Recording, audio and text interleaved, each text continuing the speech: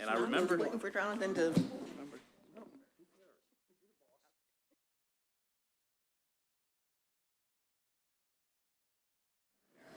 Today is August 7th, and the workshop agenda meeting is open.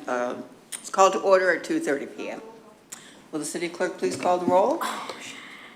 Commissioner Hodges. Here. Commissioner Oakley. Here. Commissioner Douther. Present. Vice Mayor Weinstein. Here. Mayor Black. Here. The floor is now open for public comment. Anyone who wishes to speak, please come up to the podium, speak directly into the microphone, state your full name and address, and please be civil and respectful, and you have 3 minutes for anything that is not on the agenda. Floor is now closed for public comment. First item is the Seafood Festival. Madam Mayor, members of the board, I'm going to ask that our Recreation Director, Mr. Hatch, provide a brief overview of the Seafood Festival and then allow for our guest, Ms. Sunny Flynn, and she has some other folks that are here with her today to present on the Seafood Festival. Good afternoon, Mayor and Commissioners. Coming to you is the request for parking fee waiver for the 37th Annual John's Pass Seafood Festival. It's going to take place October 25th through 28th. Sunny is actually requesting one less lot than last year. There was one lot that they asked and didn't use it fully to the extent that they wished to. So there's the two lots, Village Boulevard, which will be an event lot, the John's Pass lot, which is the square closest to the VFW, and the Fantasy Planet building. That is going to be another building footprint or event footprint. And then the John's Pass Park lot, which is on the water side of Gulf Boulevard, as well as the 130th lot, which is the next closest lot, which will be utilized for vendors and handicap. And then the John's Pass Park lot is the public transportation access lot. That'll be bus turnaround, Uber, rideshare, all that stuff, as well as valet parking with the few spots that remain with the proper ingress and egress for the buses. Sunny can and will explain all that further, but she has a presentation prepared for you all. You guys, they received this right there. Okay. There, the fee estimated revenue generated for that is $31,882.43. This is under the assumption that these lots would be full the entire time of those weekends, open to close, and so fully utilized. So it seems a high number, but it's just based on the revenue generation and assumptions that were made. So if you guys have any questions now, let me know. Otherwise, I'll get Sunny up here for a presentation. Or is there a reason we don't have an event permit? you do not have an event permit because it is just inside of the 90-day process. We haven't begun to do this because we don't know exactly what. Based on this decision today, we would then get that moving forward. I have all the information. She's applied for it. Okay. I just don't have it processed because I wanted us to be on the same page. Well, my other issue is, I guess the lot at South Beach needs to be open to handicap as well. Any of our lots need to be open to handicap. Yes, ma'am. As far as the Village Boulevard lot and the John's Pass lot, the handicap that will be displaced with the event footprint is being moved, and then we cannot remove, if there's going to be any parking at all in that John's Pass South Beach lot, we can't remove that parking anyway, the handicap spots, so they will be there. Right, they can park in any spot for free anyway, so it doesn't matter if there's a number of handicaps. If there's an open spot, they have a right to it if it's open. Okay, well, that'll be something that we'll work out with Sunny. Thank you. I had one question. Yes, ma'am. When you said, or Walt said, whoever, that it would assume that all lots are used to capacity for how many hours? Are you basing it on 24 hours, 10 hours, 12 hours? Or did you base it on that? I forgot to ask. For this analysis, we based this on a full day 10 of hours, collecting yeah. revenue, yes. 10 hours, okay. That's right, thank you. Madam Mayor, if I may, specific to the components that were being discussed as it relates to the parking impact, I think there's a couple of things that are germane to the conversation. One, The assumptions here obviously is based that the parking lots are completely full. Also, in the analysis that staff provided, when you extract the parking areas that effectively are being utilized for the purposes of providing the event, realistically, you're talking about a total of about $12,000 that the city would have to enter into an agreement if the city wishes to waive those fees. Because the numbers, when we look at all our pay stations, we're looking at that total of $32,000, but we know Village Boulevard and Johns Pass are effectively utilized to support the event. So I didn't think it was an apples to apples comparison if you account for those numbers. So in the bottom part of the analysis, it speaks specifically to the parking areas that are being requested to utilize. Also, staff does not have any historical data with respect to what the revenue generation would be. This is based on our best guesstimate, because this is something that the city has not charged for throughout the entire duration of the event. Not to mention that the revenue associated, if we were to charge full freight for parking, it's not booked as part of a revenue that the city is anticipated to collect. So in the event that the board wishes to make concessions on the parking, there's no fiscal impact to the 2018 budget. Also, I know the board has requested in previous conversations that in the event that there is any concessions made, that a contract and an agreement would have to be executed. So to Commissioner Oakley's point, the event permit and what the terms and conditions of the agreement, that will ultimately come back to you with the understanding that the board would have to take some legislative action to waive any fees or ask for any other ancillary things as part of the negotiations and the terms and conditions of a contract. So I did want to bring to light those things, that when we look at that entire number, that $32,000, we're looking at everything as opposed to what is being requested. And we know that there's certain lots that are not utilized at all for parking. Their main purpose is to support the event where your vendors are going to be utilizing for the support of the seafood festival. So I just wanted to put that on the record, and then we can let the event organizers come up and communicate directly with the board.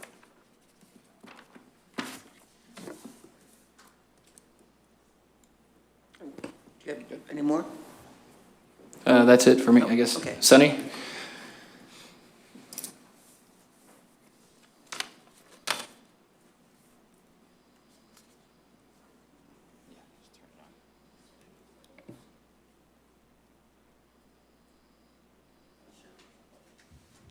Pardon me? Oh, okay. My name is Sunny Flynn. I'm the Johns Pass Village Association president. My address is 10399 Paradise Boulevard, Treasure Island, Florida. Mayor and commissioners, thank you for allowing me to be here today to present some information to you about what Johns Pass Village gives back to the city of Madeira Beach. We have had an awesome partnership in the Seafood Festival and other business assets over the last at least 5 years since I've been president. Johns Pass Village is the #1 destination in Pinellas County and has been for a number of years. In the last year, we've generated 3.5 million visitors. And the Seafood Festival is the #1 seafood festival in Florida and #3 in the United States. And that's in attendance and as well as free. This is an event that is free to the public. You know, we charge for food and beverages, and that goes back to either charity or to the businesses themselves in marketing Madeira Beach. Last year alone, we gave $24,188 to 18 different charities. And we had 31,158 volunteer hours. 55 businesses from all over Pinellas County supported Seafood Festival. Johns Pass Village sponsored the Governor's Conference, Tourism Conference, the Tampa Bay Beaches Lunches, Treasure Island Madeira Beach Annual Gala, Windworks Veterans Day Kite Parade, and American Legion 20th Annual Boat Parade. In conjunction with the city of Madeira Beach. I personally represented Madeira Beach and Johns Pass Village at the Governor's Conference, Beaches Tourism Show in Orlando, the Villages Trade Show, Florida Tourism Day in Tallahassee, Seven Chambers Trade Show, Visit St. Pete Clearwater, Allegiant Call Center Training in Las Vegas, and Southern Women Trade Show in Jacksonville. We were awarded the Flagler Award, which is a huge award. It's an honor that very few of our entities in this Pinellas County have received. It's 9 different marketing companies outside of the state of Florida judging your marketing campaign. And Johns Pass Seafood Festival won the top level award, which is the Henry Award. This chart you're looking at here behind you is our expenditures, and it's not just Johns Pass, it's Johns Pass Seafood Festival. So I'm gonna actually this is Troy Hayes, I'm gonna let him explain this to you. Hi, I'm Troy Hayes. I live at 401 150th Avenue, Madeira Beach. So if you look at the top there, it's $507,000 in revenue. And down below is $425,000 of that comes from the Seafood Festival. So when you go over to the next couple bubbles, there are the expenses. So the expenses are $476,000, and $425,000 of that is the Seafood Festival. So that leaves basically $136,000 left over.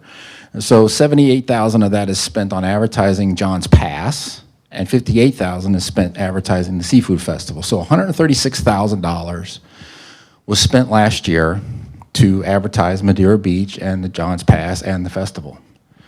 So we do that because we want to attract visitors. We want to attract people to the festival so that the people who are vendors at the festival feel that it's worthwhile to show up and pay their money to put up their booth, put up their tent, and we attract people. Otherwise, the festival's not worth doing. So the $136,000 is, it's a good amount of money. But what it does is it makes us the #1 travel destination in Pinellas County. It attracts over 200,000 people to the festival. It generates $1.4 million in economic impact, which we got that from using the Michigan State Economic Impact Calculator. They spent a lot of money developing a calculator for tourism. And so Johns Pass has 3 million visitors per year. And we generated $2 million in hotel revenue, which fills up hotels, restaurants, shops, keeps our taxes lower, but keeps our property values high. And so for $136,000, you get a lot for that money. And I think it's a festival it's an event that helps also bring the community together. You think about the 55 businesses that donated their time. We all work together to put the festival on. We learn to work together. We make acquaintances. We do business with each other. And brings the community together instead of everybody just hiding in their ivory tower or the condo they live in and not getting to know my neighbor, John. So I think it's a good event that way. And I think it's good for the city. I know it causes problems. It has traffic, and you have to give up a couple bucks for parking. But, I think the city of Monaco is pretty happy with the Grand Prix. It shuts down the whole city. And I think those people wouldn't give up that Grand Prix for all the money in the world. Would you? What would Monaco be without the Grand Prix? Right? So that's how the money gets spent and why. In addition to the money that we actually spent, the cash and the expenses, we had over $396,000 in added value. $176,000 was sponsored by our media partner in Beasley Media, $30,000 sponsored by Visit St. Pete Clearwater.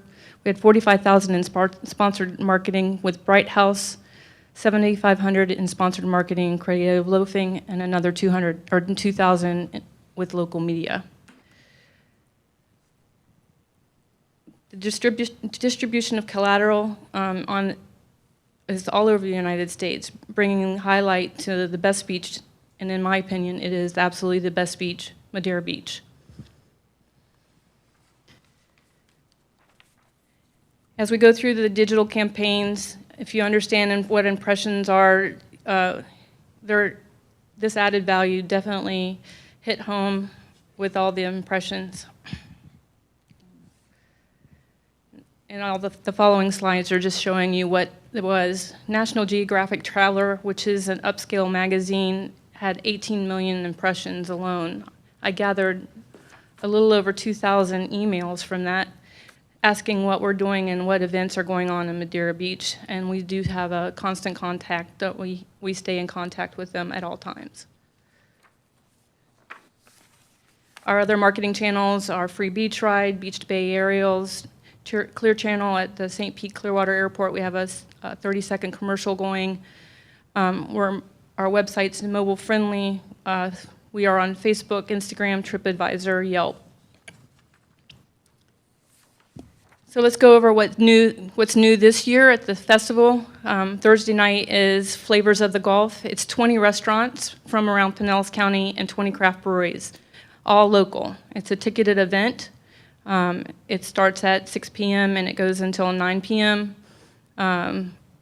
We have 25 food trucks this year and no food carnies, so there's not going to be as much trash or any trash on the ground. All we have to do is provide gray water for them, and that has been arranged.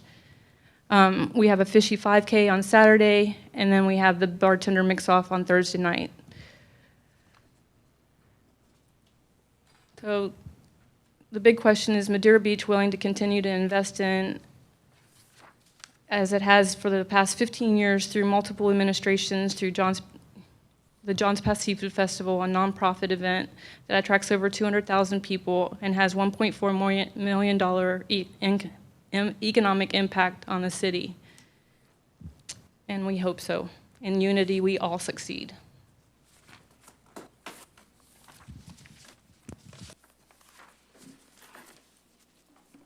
Sonny, can I ask you a question? I know in the past you talked about the food at the seafood festival. Are you going to try and keep it like the local vendors providing the food? And you said there's going to be food trucks, but are they going to be bringing in their own stuff, or is this something where?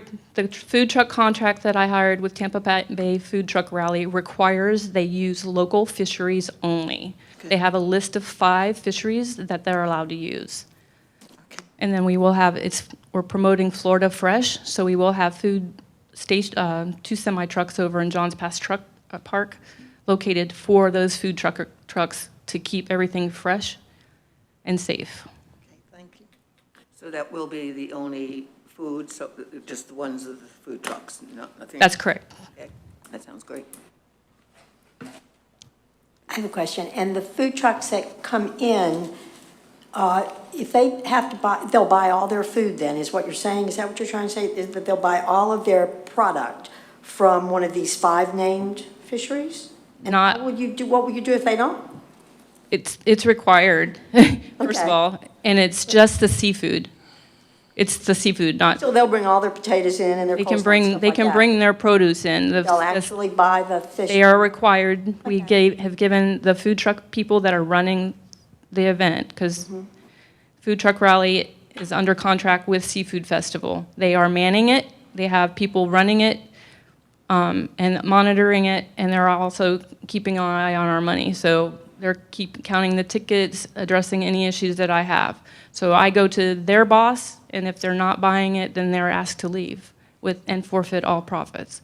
That's really interesting, because that's the very inception of the Seafood Festival in 1980, when they had it, the first time they had it at the dock over on Treasure Island for 2 years. That's how it was then. All the seafood was gotten out of the tanks there, you know. We're- Yeah, interesting.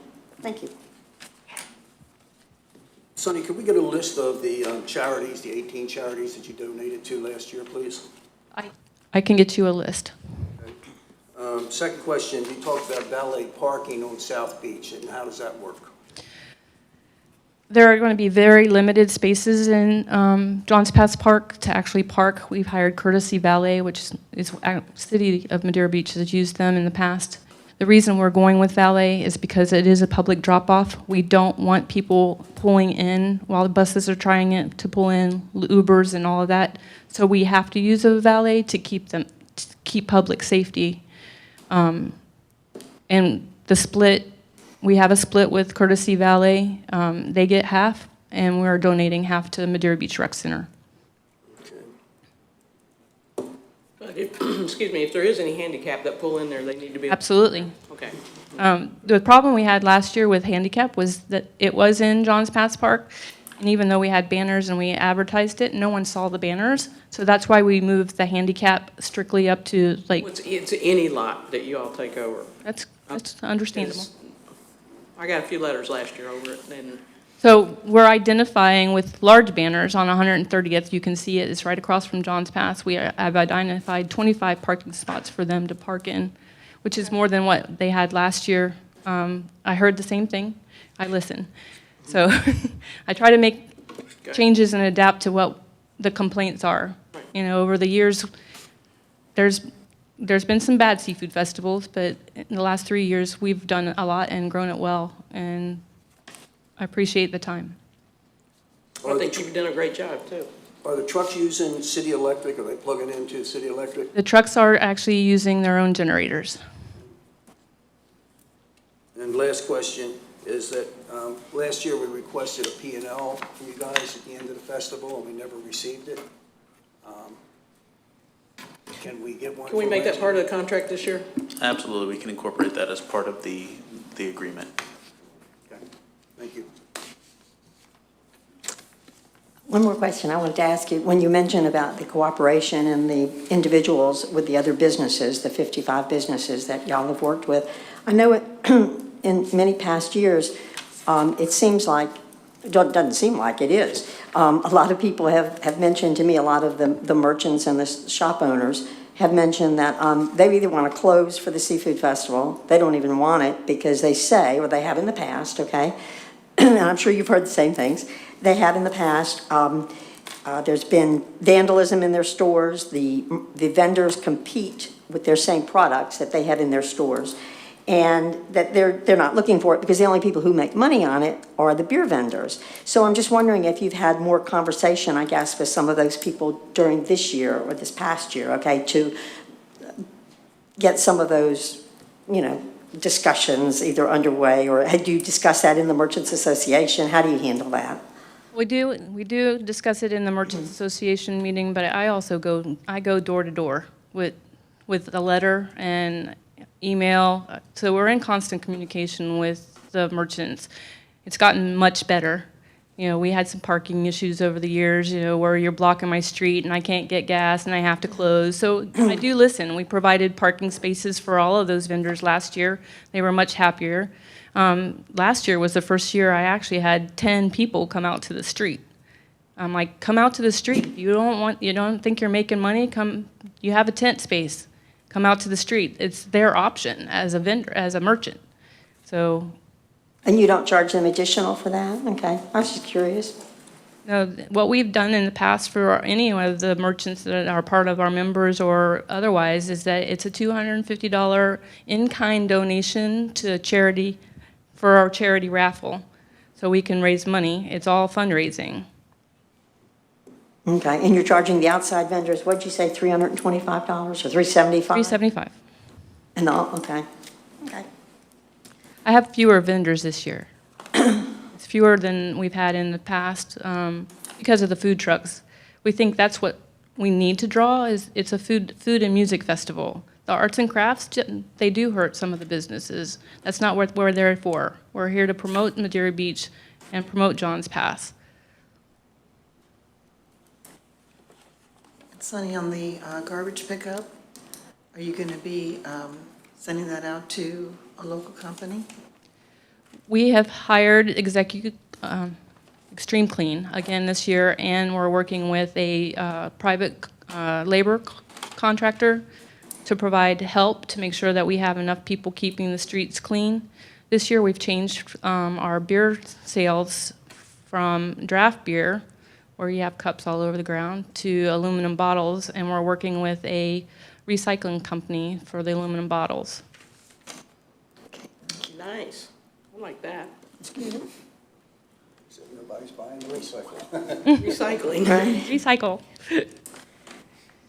So the same things that we have, just one more thing, so you know what we're doing. I talked about the new stuff. We still are doing the world's largest Bloody Mary toast. We have Guinness Book of World Records coming out this year, so it is going to be a Guinness record. And that's on Sunday. Then we also have the fishing tournament on Sunday, and it's for veterans. It's Take a Vet Fishing. So it's for that charity. The 5K is for Lupus Foundation, so the run is for lupus, and the Bloody Mary Toast is for American Heart Association. Did a good job, Sonny. Good job. Madam, Any more discussion? Questions? Not question. All right. staff is just requesting direction if you would like for us to proceed with the execution of a contract with the Seafood Festival event organizers to effectively waive parking on the parking lots that were articulated in the memorandum. And for the record, I'll just state it, it's the Johns Pass Park, 132nd Avenue and 130th Avenue. And it's a total of 191 spots. And I will certainly include the language with respect to the handicap agreement, or in the agreement concerning handicap parking and the performa, and then have the event organizers, similar to the presentation that we experienced with the Old Salts Fishing Foundation, come back and provide kind of an after actions report, et cetera. I have a question. This is with regards to South Beach.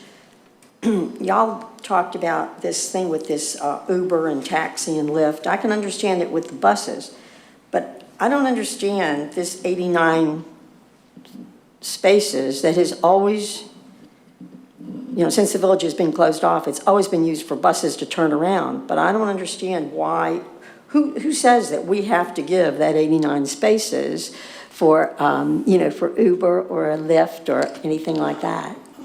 I can tell you from my conversations, and I would definitely allow for Sunny to comment on this, from my conversations with public safety, both the Sheriff's Department and Fire Rescue, that is the safest way into the village, and that is a lot that they have specifically said for drop-off and pickup that they would recommend and strongly encourage, and have basically have voluntold us that that is exactly the lot that we're to utilize for that, because it provides pedestrian accessibility to the village the easiest. And so, Well, how do we know that the Uber and the Lyft and the other, if you include Uber and Lyft, then you have to include taxis as well, right? Yep. Okay, so how do we know that those people aren't just gonna park in there and use it for their own little personal valet type of, do y'all understand what I'm Well, I saying? don't think they're gonna park, they're just dropping off. Well, no, but are they gonna wait for customers in there? Are they gonna just, and if they just drop off, then why do we have to reserve those spots for them, I guess, is what I'm asking. you'll have a situation where they will drop off and pick up. I would assume that, Sunny can probably explain how not being party to the event in previous years, Sunny can probably communicate more specifically on how those spots are utilized. But you have a large number of staging as it relates to the sheriff office apparatus and their mobile command bus and those things that are actually probably staged in that lot. No, they always left them in the village. So- That, the sheriff's command was always on 129, because I saw it every morning when I walked up. So I don't remember, but you can go ahead and tell me, Sonny, because I might not have all the information. Well, there's, out of that 89 spots, there's 20 of them that are going to semi-parking for the food trucks. So, For vendors, and you're saying that's vendor parking, or in that park, Okay. right along the bridge. right? The rest of them, the reason, Pinellas County Sheriffs, we actually, 3 years ago, was a nightmare. We didn't have a sheriff over there. We had a guard, and we didn't we used it for a vendor lot. So the vendors were going in and out and moving back and forth and going to get their stuff, and it was trying to, like, Gulf Boulevard, if you remember, Gulf Boulevard stayed backed up. So FDOT, we've applied to FDOT to make all turns a right turn, so you can't turn left into Johns Pass. And in doing so, because that's a federal road, Pinellas County Sheriff's and the fire department has said you have to use that for public transportation. So in order to give up those 89 spots, what's left, we have to be able to manage it, and that's where the valet comes in. Those people park those cars for the public. That way they know where the cars are. Nobody's going through there that's not supposed to be going through there. They're not just parking anywhere because people sometimes take up more than one spot. So it's a control thing, and that's why we're asking for those spots to be for valet, and that's why we're donating our portion of the funds back to City of Madeira Beach, because it's a control thing. You have to have a man take a car and park it. Otherwise, it's a nightmare trying to get in and out. The buses can't get through. It's been there. Right, okay. So out of the 89 spots, okay, in South Beach, you're saying that 20 truly are vendor parking, right? That's correct. And so then how many are like that, like, are there any VIP parking, or? We don't have VIP parking this year.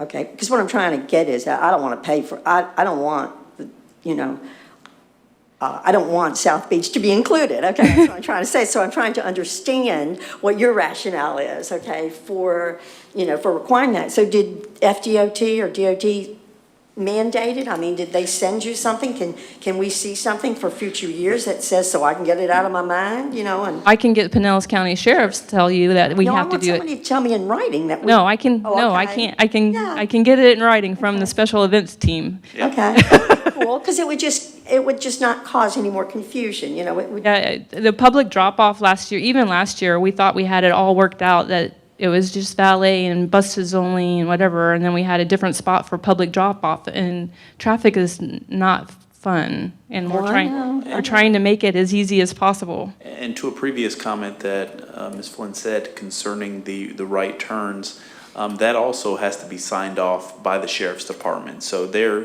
in communications, and we did have an internal discussion with staff and the event organizers with the Sheriff's Department, and they brought their team in and certainly, you know, identified that as where that, you know, drop-off location. So we can certainly get something in writing or even have Captain Liner address the board specifically to that, because he'll be at the meeting in August. So we can definitely. So is there Bring still that a to right light. turn into Johns Pass on 129th to get to the parking garage? Right turn only. Right turn Yep. only? So You can have to still- go you to can Treasure still- Island Yeah, and you turn have to around. go So you can still go down to 130th and come in and come back on Pelican to get to the lot back by the 131st. hut. 131st to Pelican to get to that private lot, yes, and all the ancillary parking that everybody does behind the pass. Right. Make money that weekend. Yeah, right. Not the garage, not the garage parking, but that lot on 129 on my street. That's where you're saying you Right, can the go through, gravel yeah. lot. Parking, okay. Well, and all, the other, I think the ancillary is those other lots, the other Right on Pelican. non-conforming lot Right, on a Pelican. right. Correct. Well, there's a lot of folks that rack in enough money for a good holiday on that weekend, you know, that charge $20 and $30 to park cars in their driveways, you know, and that's They're a supposed to very get a common permit for thing. that. Pardon? They're supposed to get a permit for that. I know it, and I wanted to do that. My husband told me that was terrible. I shouldn't do that, so I didn't do it. Are you using the sheriff or the rent-a-cops again this year? Sheriff's Department. Okay, so there'll be no rent-a-cops this Nope. year? Okay. We are using Gator Guards for 129th to block off, so they can't go in the where people are living, the residential areas. Well, I would like to make another comment, like, if somebody wants to listen to it, or we can Go ahead. close it off. Okay, well, it's with regards to the 53, no, not 53, the 89, 50, Johns Pass Village, 130th Avenue, the 76 spots there. I I know that that's only probably been the last 3, 4, maybe 5 years maximum out of the 37 years that the festival has been going on. That's the one lot that has never been designated for the seafood festival. That's always been a city lot. It's always used at whatever the parking rate was. It's a right turn off. I definitely, I think that that lot should be kept open. I don't know what, if any, commitment the association has made for that lot, but I feel very strongly that, you know, I'm in agreement with John's Pass Village and with the, you know, Fantasy Planet lot, that's always gone and used by the Seafood Festival, and I think that there is a certain amount of economic impact, and that's what I call that economic impact, okay? That's the kind of the trade-off. I don't think 130th should be given to the association or the festival this year. I think if we want to do anything, or for free, okay? I think if they want to buy it, that's fine.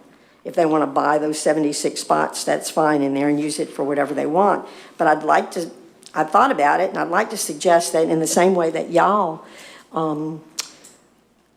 give, you know, to charities and stuff like that and divvy up your monies, that that lot be used, that the city take over that lot. The city use that lot, and we allow nonprofits of our own choice, of the city's choice, okay? The 9/11 committee, the, you know, the VFW, the Little League, some of those associations, to split the proceeds of that lot for those 3 or 4 days with the city.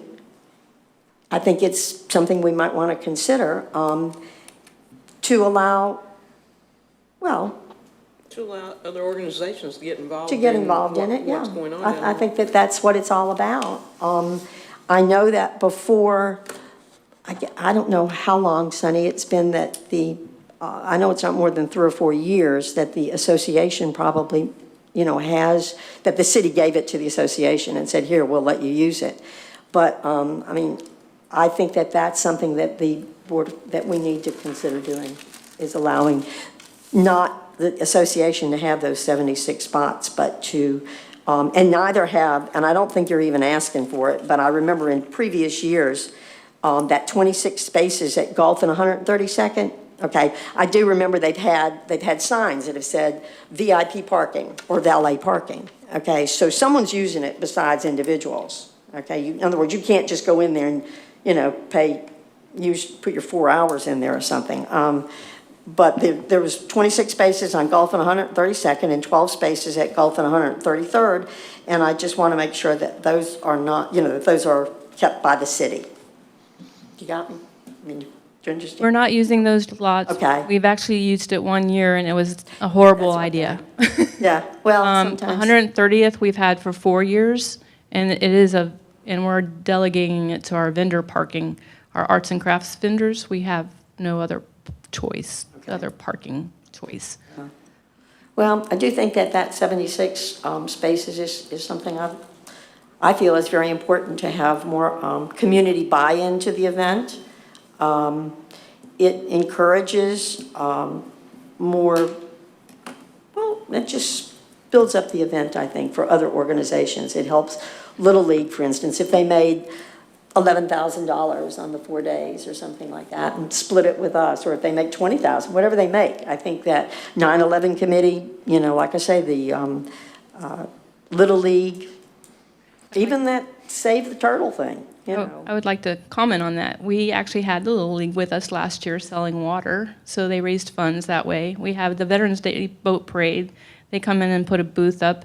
We've invited and have reached out to 9/11 Memorial, so any of the local charities are more than welcome to come and join us, and I'll find them a space at no problem. Right. I do want the city to have control of it, is what I'm trying to say, of that particular, That might be a good of compromise. that particular lot. I think it's a way of coming back to the city and including the city more in that event. And I will say that, and I know that Sonny knows this to be true, and probably we all do, who've gone to the village on any day or any hour that the festival is in session, that there is massive parking that's available if you want to pay for it. If you want to pay $25, you can get it 3 blocks away or 4 blocks away, you know. Can't get it on my street, but you protect our street well. But, yes, I'd like to think about it. Thank you. Thank you, Sonny. You know, kind of like what you were saying and what Sonny said, the Veterans Parade, I guess that's Pam, runs that, because she's also trying to raise money to send World War II vets to the memorial in Washington DC. That might be a good way to, you know, for her to, because I know right now she's going to businesses and asking them for donations, but this might be a way to help pay for sending the veterans to Washington DC as well as money for the boat parade, so whatever.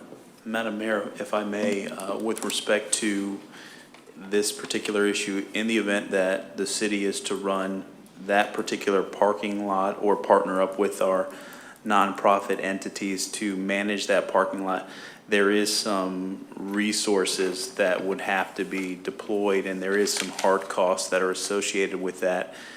One of the other things that the board can certainly consider is, as it was previously stated, a portion of the revenue collected from the valet sales goes to the city of Madeira Beach. In lieu of the city receiving that revenue, that's something that the board can wish to contribute that to the Veterans Boat Parade or Little League or what other entity. Because my only issue is that effectively, if we have to have somebody from city staff serve and manage that parking lot, there's some costs associated with that as well, and there's some resource deployment.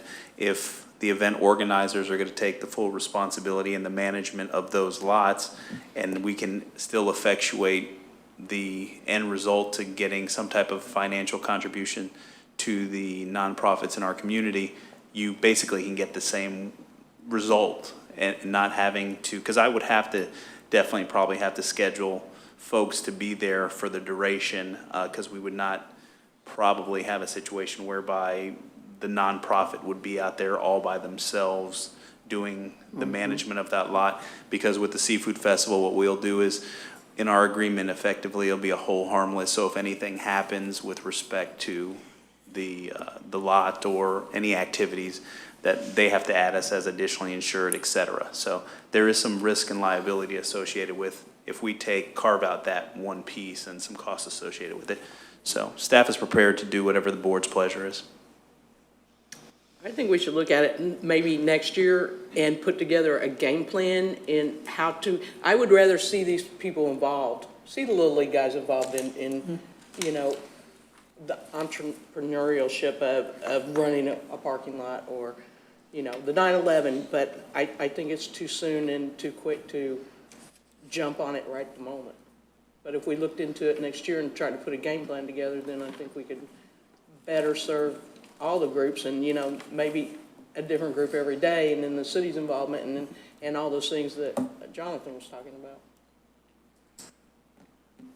And not that I would ever want to take any additional revenue away from Jay for a contribution, but in the event that the board wanted to say, you know, if it's $2,500 or whatever that amount is, to say that a portion goes to the Veterans Day Boat Parade to support the honor flights, or a portion to Little League, we can certainly work that out as well. And you can kind of get to the same result, and it's local base, it's for our community, so I think we can effectively get to that win-win point. And then put a plan in place as to, you know, how we can have our nonprofits assist in future years and future events.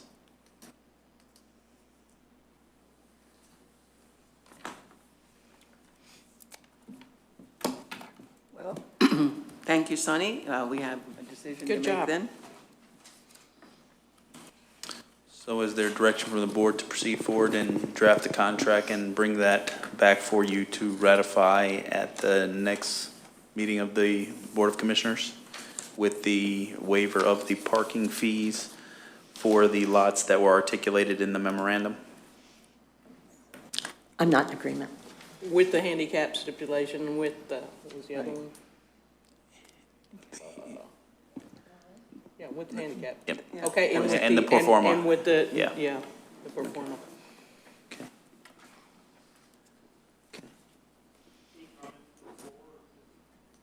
Certainly. Floor is now open for public comment.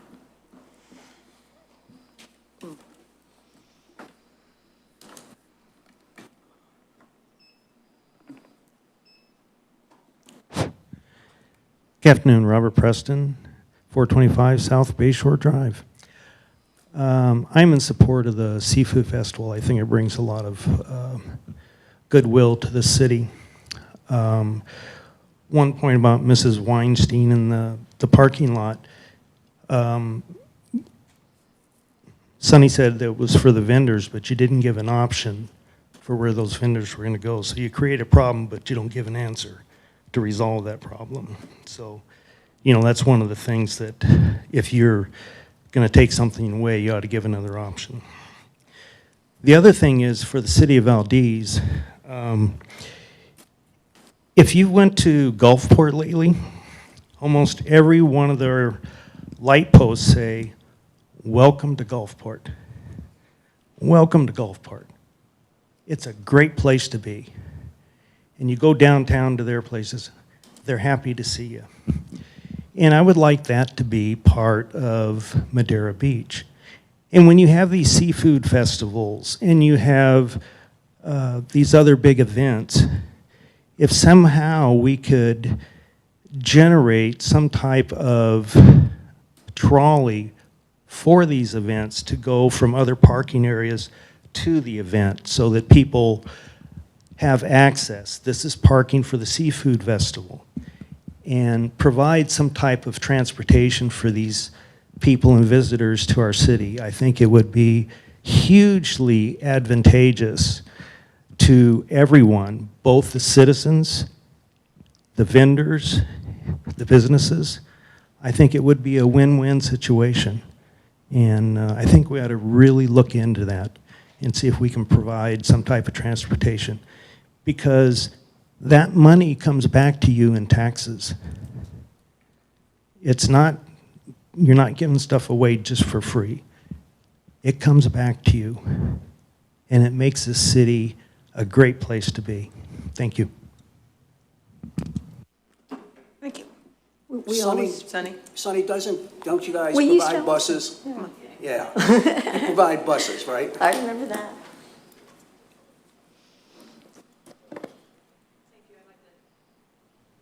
I'd like to address that. We actually have a sponsorship this year with Jolly Trolley that's providing an open air trolleys, something fun. It's transportation, but fun, and it's with private lots throughout Madeira Beach and Winn-Dixie lot, the Holton lot.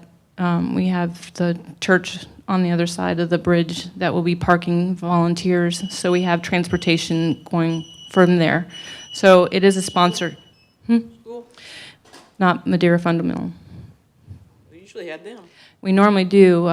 Last year, a school bus hit a fence, so they don't want the liability this year. So we do have transportation that are stopping. We're working, Jolly Trolley is in partnership with PSTA in Clearwater Beach. So they're working with PSTA, and a PSTA is also allowing them to stop at all the bus stops. So the parking lots at Archibald Park and 140th, the trolleys are stopping there as well.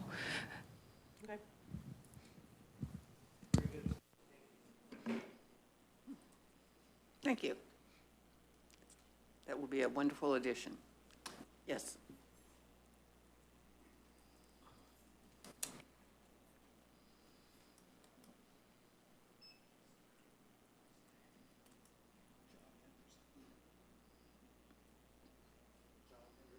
Can you hear me? No. Okay. John Hendricks, 569 Normandy Road, Madeira Beach. First of all, Debbie, I was wondering if I could park at your house during the seafood festival. Doesn't have oil. I mean, as long as you. No, it doesn't. The other thing about the Uber and Lyft, the turning around of the parking there, I was at the Miami Boat Show. They had a public lot as big as this entire complex.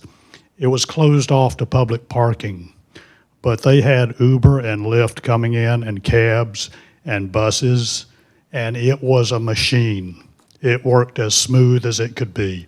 And South Beach and the Miami area gave that lot up to organize this for the boat show. It worked really well. Also, I think y'all need to kind of lighten up on these folks that are trying to do things for the city. It's just, no offense, it's nitpicking. Let these people, let some of this stuff go. And I think we need to give the Seafood Festival the same accommodations that we have given to Old Salts, and do a 5-year contract with them so that we're not having to come back year after year after year and do this. And really, I think you should reach out and do a 5-year contract for these people so they know what's going on. You know what's going on.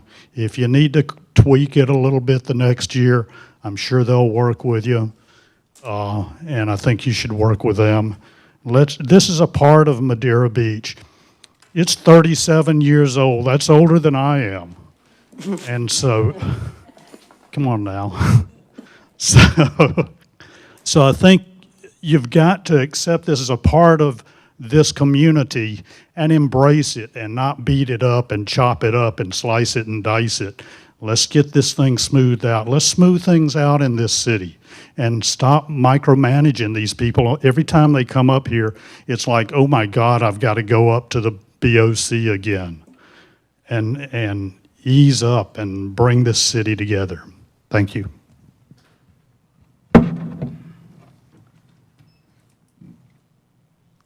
anyone else wish to speak? Public comment is now closed on that item. Any more discussion? Okay. Next, we have fiscal 2019 budget wrap-up.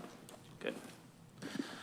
Madam Mayor, members of the board, pursuant to the conversation that we had at the last Board of Commissioners meeting, staff is prepared to address any questions or concerns that you have with regards to the fiscal year 2019 budget. As it stands right now, the budget is balanced.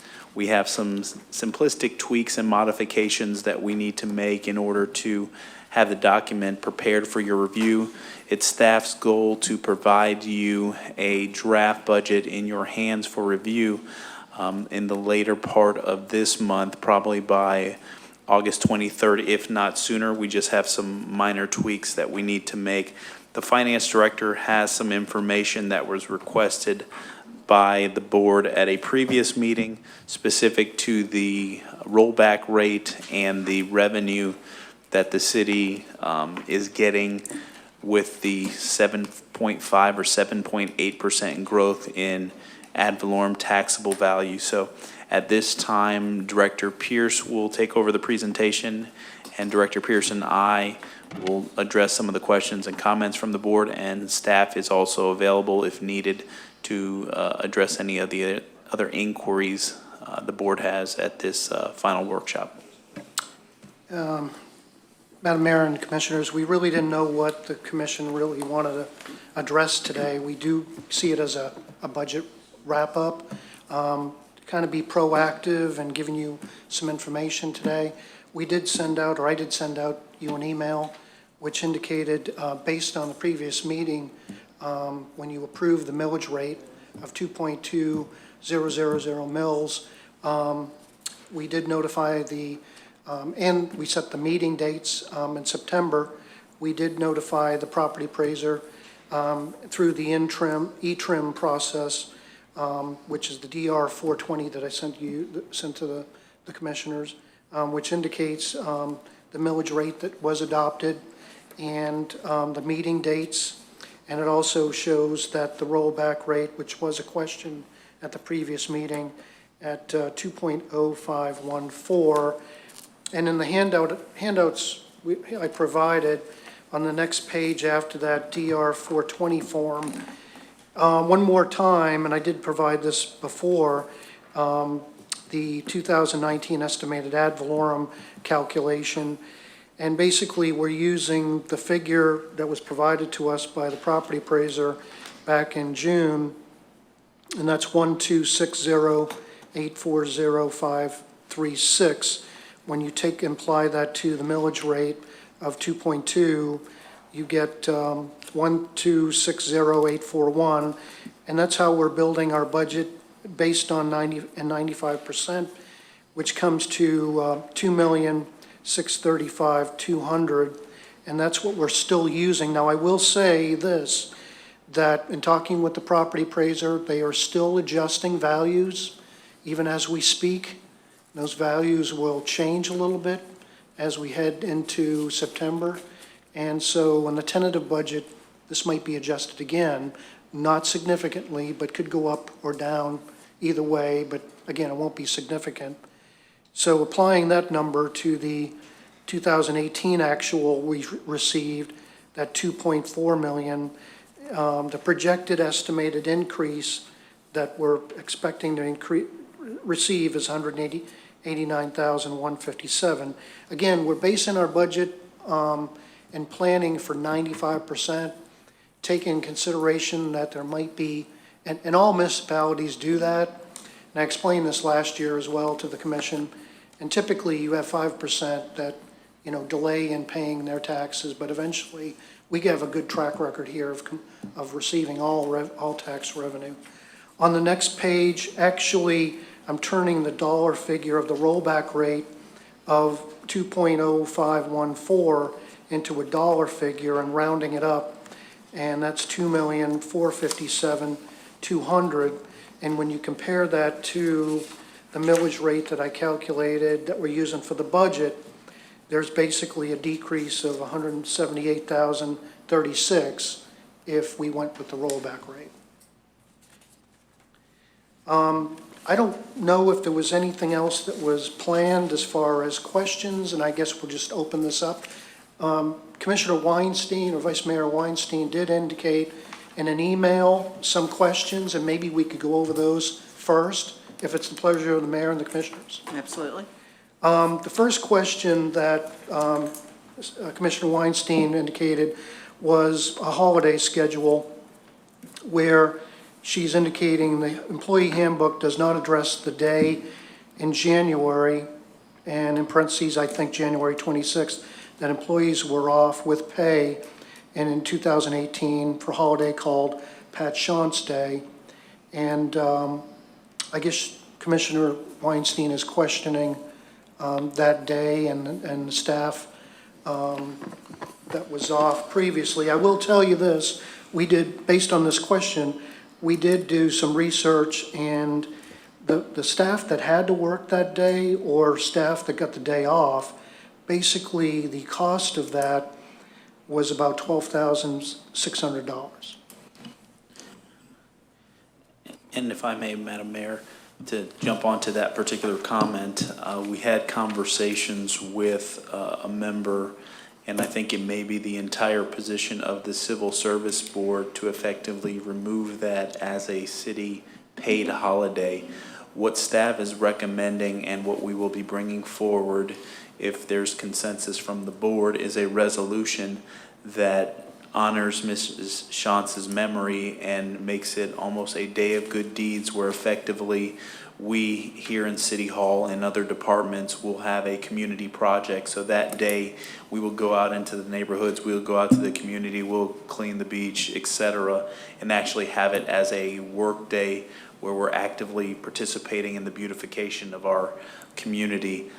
So that is the modification that staff is recommending in our research, and the city clerk is still doing some research to see if there's any ordinance or resolution in place that effectively effectuated that day. And to right now at this particular point, we have been unable to find that, but we do want to bring a resolution to memorialize Mrs. Shantz's contributions to the city, but also utilize it as a day for a community work day where we can have different staffers work with community members and all work together that day to beautify Madeira Beach. So that's kind of the approach that we would like to change and modify, specific to that it won't be a paid holiday. So it won't be a paid holiday, so anybody that does end up working, we're not going to be paying them time and a half, and we're going to not pay this $20,000. The 12,000. So you're saying you either go do this detail with us or do your job? Correct. And you're going to be paid straight time, no overtime, it's just, it is what it is. That is correct. Okay. And I think the reason, I'd like to just mention just another sentence here. I think the reason that I had brought it up and that had asked Walt for it, I did not know if it was a one-day, if it was in perpetuity or if it was just for 1 year. But I think that there have been, in the past, many former elected city officials that have done really, truly outstanding jobs for our community. No disrespect to Pat Chance, because she also did. But I just didn't think it was fair to discriminate and honor just one, official. I just felt that, that it should be the community type of thing, so thank you.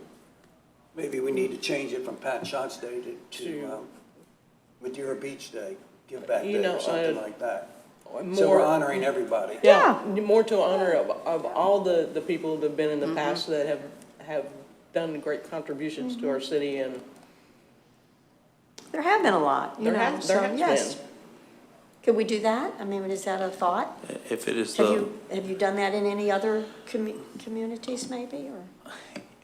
specific to, we had certain days like a Day of Good Deeds that you Well, that's effectively good, would have. And what happened is you would basically encourage all your employees in the community to do, acts of kindness, random acts of kindness, those kind of things. And you would solicit input from the, participation from the business community and all that. So I've done similar things to that. But we did want to make sure that we certainly commemorated and recognizes Mrs.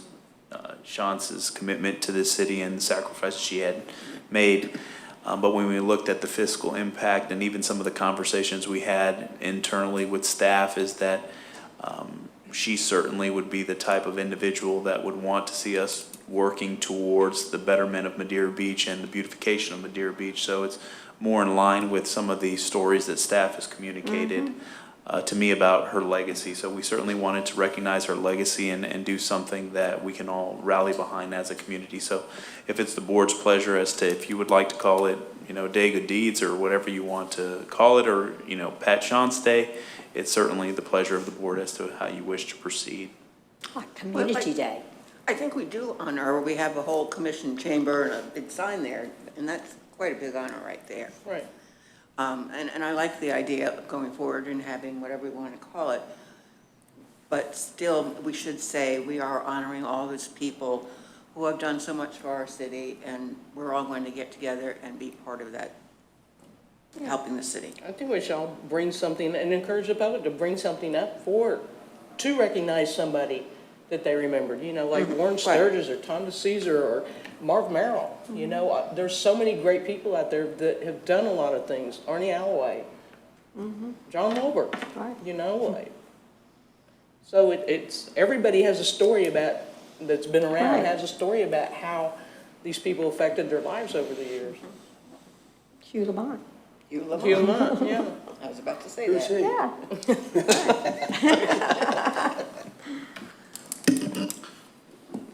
So how does the board wish for us to proceed to have it we can come up with some type of name or some type of, recognition, but effectively, it seems like it's the board's desire to, instead of making it a paid holiday, that it effectively be a community work day, and we do community projects and initiatives to, beautify Madeira Beach. Why not have the public sign up with maybe a certain department that they would like to know more about, or anything of that nature? I mean, maybe somebody wants to ride on a trash truck and go around picking up garbage, or, join me in South Beach with picking up garbage, or whatever, and let them have kind of a pick and choose of what, maybe they'd like to hang out the marina, who knows? Just give them a little option and leeway as to where they would like to go and contribute whatever it is they want to contribute for the day, their good deed for the day. Yeah, we can coordinate, each department can kind of serve as a hub to coordinate activities, so we can definitely do that, and get something together and bring it back before this board. I think that's an excellent idea. So the first thing we have to do is take that holiday off, and not take it off, Well, yeah, take the holiday off, but I know, but- change the day, the meaning of the day. No, that holiday doesn't exist anymore. We're just going to set up a new day. That's it. But we don't know that it really did exist. That's correct. It could've been. We can't find a resolution or an ordinance that actually commemorates a specific, well, So isn't it that possi- makes it a public policy whereby the day is a Right. day off. So it might be that the original intention was just for that past year, since Pat passed away in 2017. 2017. I believe the intention is that it would be that day going forward. Oh, I see, believe I it didn't- was too. yeah. And that's the position of HR too, that would be. But nobody did an ordinance or a resolution or anything like that? It was wasn't just a vote. formally done. Wasn't formally done, okay. I guess that's what I was questioning too. Well, I don't think we should decide on what to call it, but, have another workshop and come together with all our ideas and. Some recommendations from the city, Right. yeah. Okay. There are some other questions, and there are two that are capital related, and I'd like to keep those toward the end. Mrs. Weinstein did have a question about her number 6 question was beach chair rental agreement. How come it lowered from 15,000 to 12,000 for FY 2019? I think the contracts need to be reviewed. In the packet that, and this is a good question that she had, the packet that I gave you right after the millage information, I gave you copies of 2 pages of the contract, 4 and 5, and The whole the thing. 4 and 5, right after the millage information that I handed out. First couple pages of it. Yeah, why didn't we get the whole thing? Because I'm only referring to one section here, and it's Okay. section number 5, commission fees. And if you do, I'm sorry, if you do want the whole thing, I can email that to you. But basically, I'm referring to the concession fees here, where it is 12,000 per year, but on page 5, and it is a little convoluted at the top, that if sales exceed over $1.1 million, there's a percentage calculation of sales, and to prove that, they would provide a CPA's information of what the sales were in the prior year, and if it didn't reach that ultimate bar, then a minimum of $3,000 would be due. Now, the next page, I did provide 2 pages of where their CPA did provide the number of gross sales that reached a little over 200,000. So the calculation at the top didn't factor in, and the minimum of $3,000 was received. So that's actually how you receive the 15,000. It's the 12,000, that's a given, that's fixed, plus the 3,000 based on the number of sales. Well, I think my question would be, why did it go from $40,000 to 12? This is a horrible contract for the city in that realm of it. I've got 13 budget here that's probably got the 40 grand in it. And if you look up on section 4 of it, it doesn't mention any other area other than Archibald Park. It doesn't say anything about South Beach. It doesn't say anything about, where's the other one, 135th, somewhere in that area. And why are they allowed to go to the other 2 areas if it's not in the contract? Madam Mayor, if I may, and then I'm going to have the Recreation Director jump in. One of the items that we will be placing on the agenda is the beach chair rental agreement and conversation, because we've been getting a lot of phone calls, especially after the state legislature passed that law that basically restricted access to public beaches, and that has now been resolved, at least for the most part, from the Office of the Governor.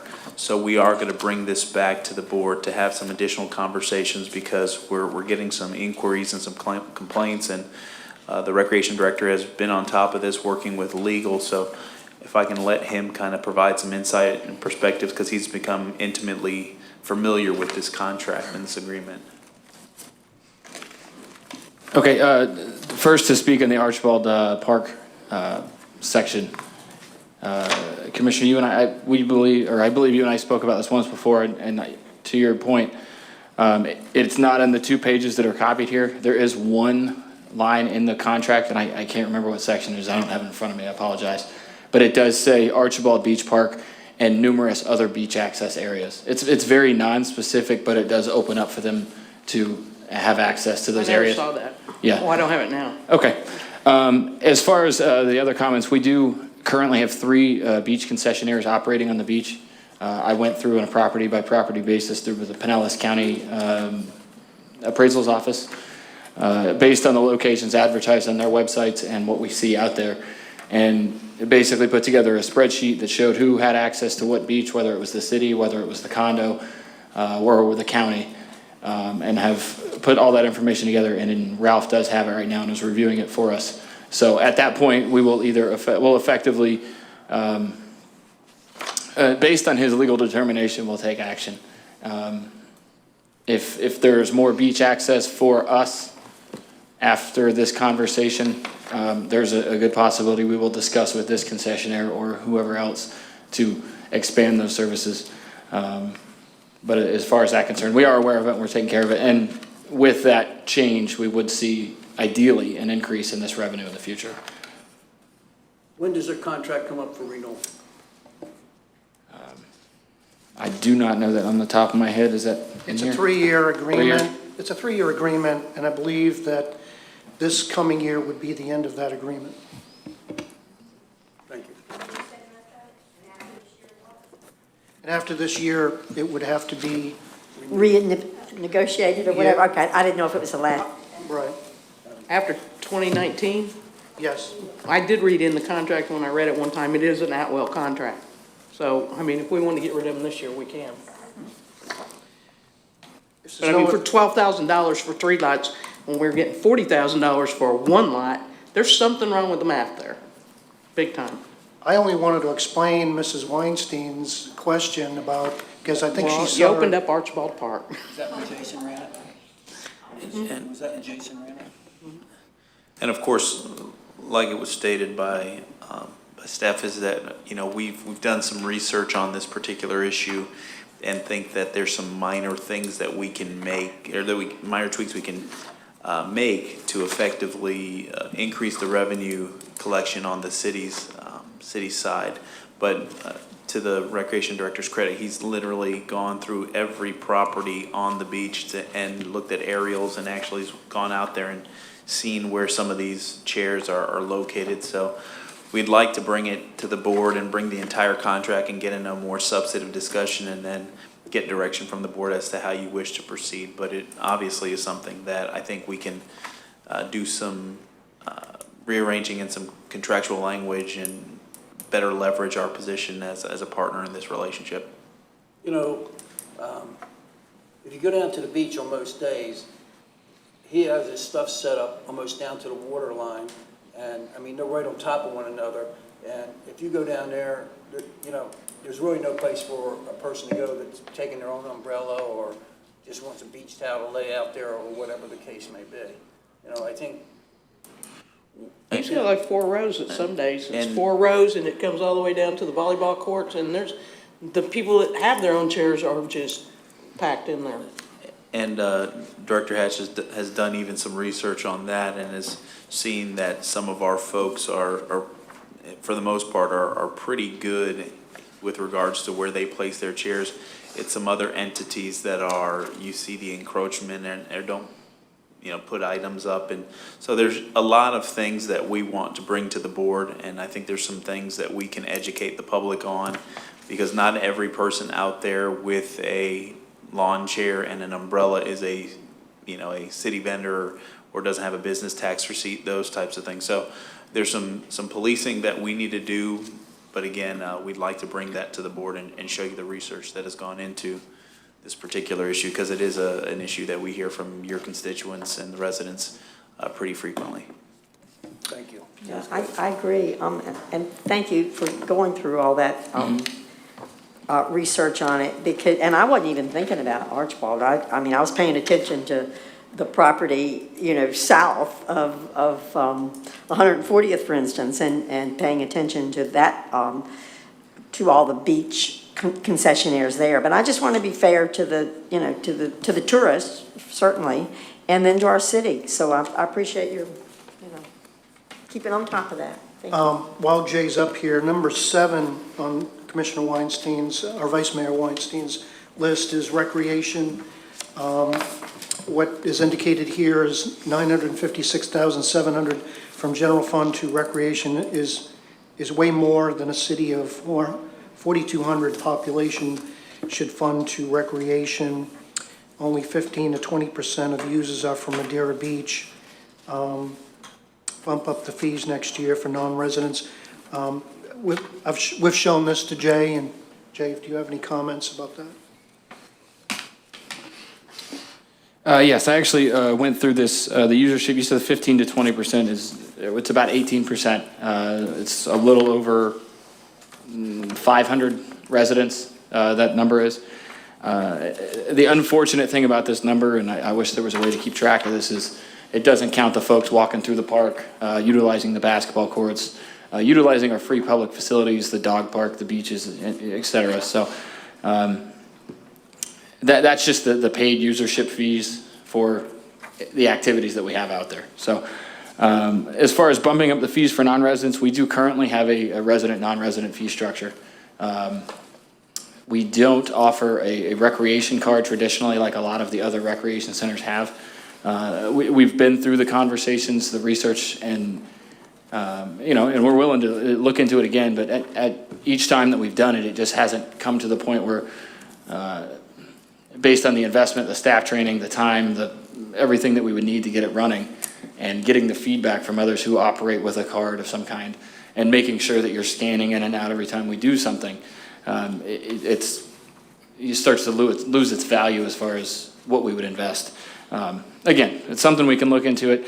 And then the fee structure itself is, we're constantly evaluating that. If we're looking at something and we're like, man, a lot of people are really doing this, or a lot of people really aren't doing this, then we take a look first off at price, because if it's too high or too low, that affects the outcome of things. If we're offering something way too high and the service value isn't there, then we adjust it, or vice versa. If the service value is through the roof and we're charging minimal for it, then it is something that we need to reevaluate. So we've had some discussions, straight out the gate with our rentals and a few other things with new staff coming on board that we're going to be looking at that. And then with this special event reorganization of the ordinance and everything else and the application, I do expect some different fee structures and different policies to come through with that. So you will see an increase of fees with the change of that. So, and then the last thing you mentioned, the agreement with the Reddingtons, that's actually something city manager and I had one off the cuff conversation about this before, and it's something that we'll look into, because we do have quite a few folks that do participate from up there. All of them combined would probably be similar to the resident participation here. So as it stands now, those participants are paying more for the use of facilities. They're not getting there is the tax side for our residents, so they are paying the increased fees on the non-resident side. So, but yeah, we'll definitely expend the resources to get this researched properly and get you something back as far as that's concerned. Because moving forward, it's always looking at our budget. And that number, the 90 or 956, that's actually a little bit high compared to our most recent number. That is correct, Yeah. because of that amount, estimated 191,000 is being transferred from Archibald to the general fund to compensate for the 3 workers that work there. And we're handling that a little bit differently this year. Well, 2 of those are ours. One of them. I'm sorry. Yeah, 2 in the 2 other of them ones. are in the rec center, the other one's in public works.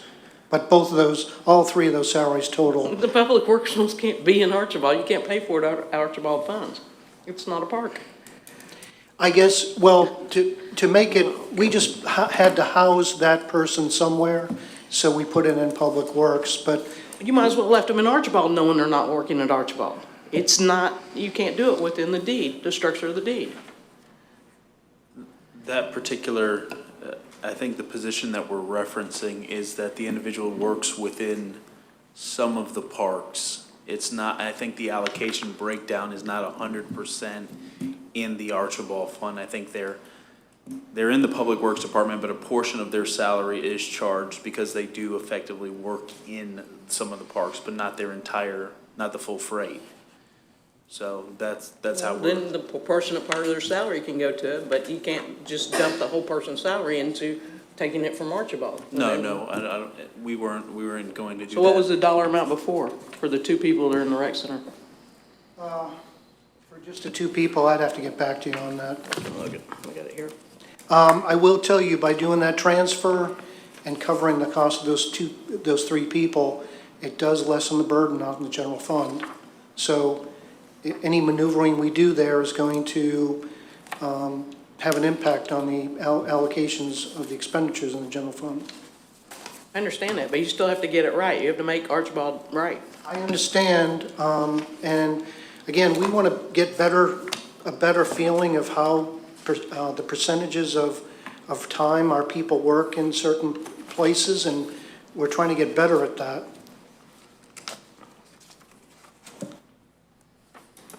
I got a question, I really don't know how to ask it, though. The difference between the income and expenses for the rec department, okay? You have the expenses, what, 956,700 is the expenses? And what are you showing as the revenue?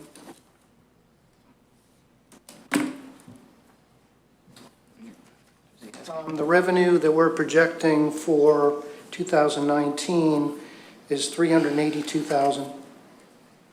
Okay, so when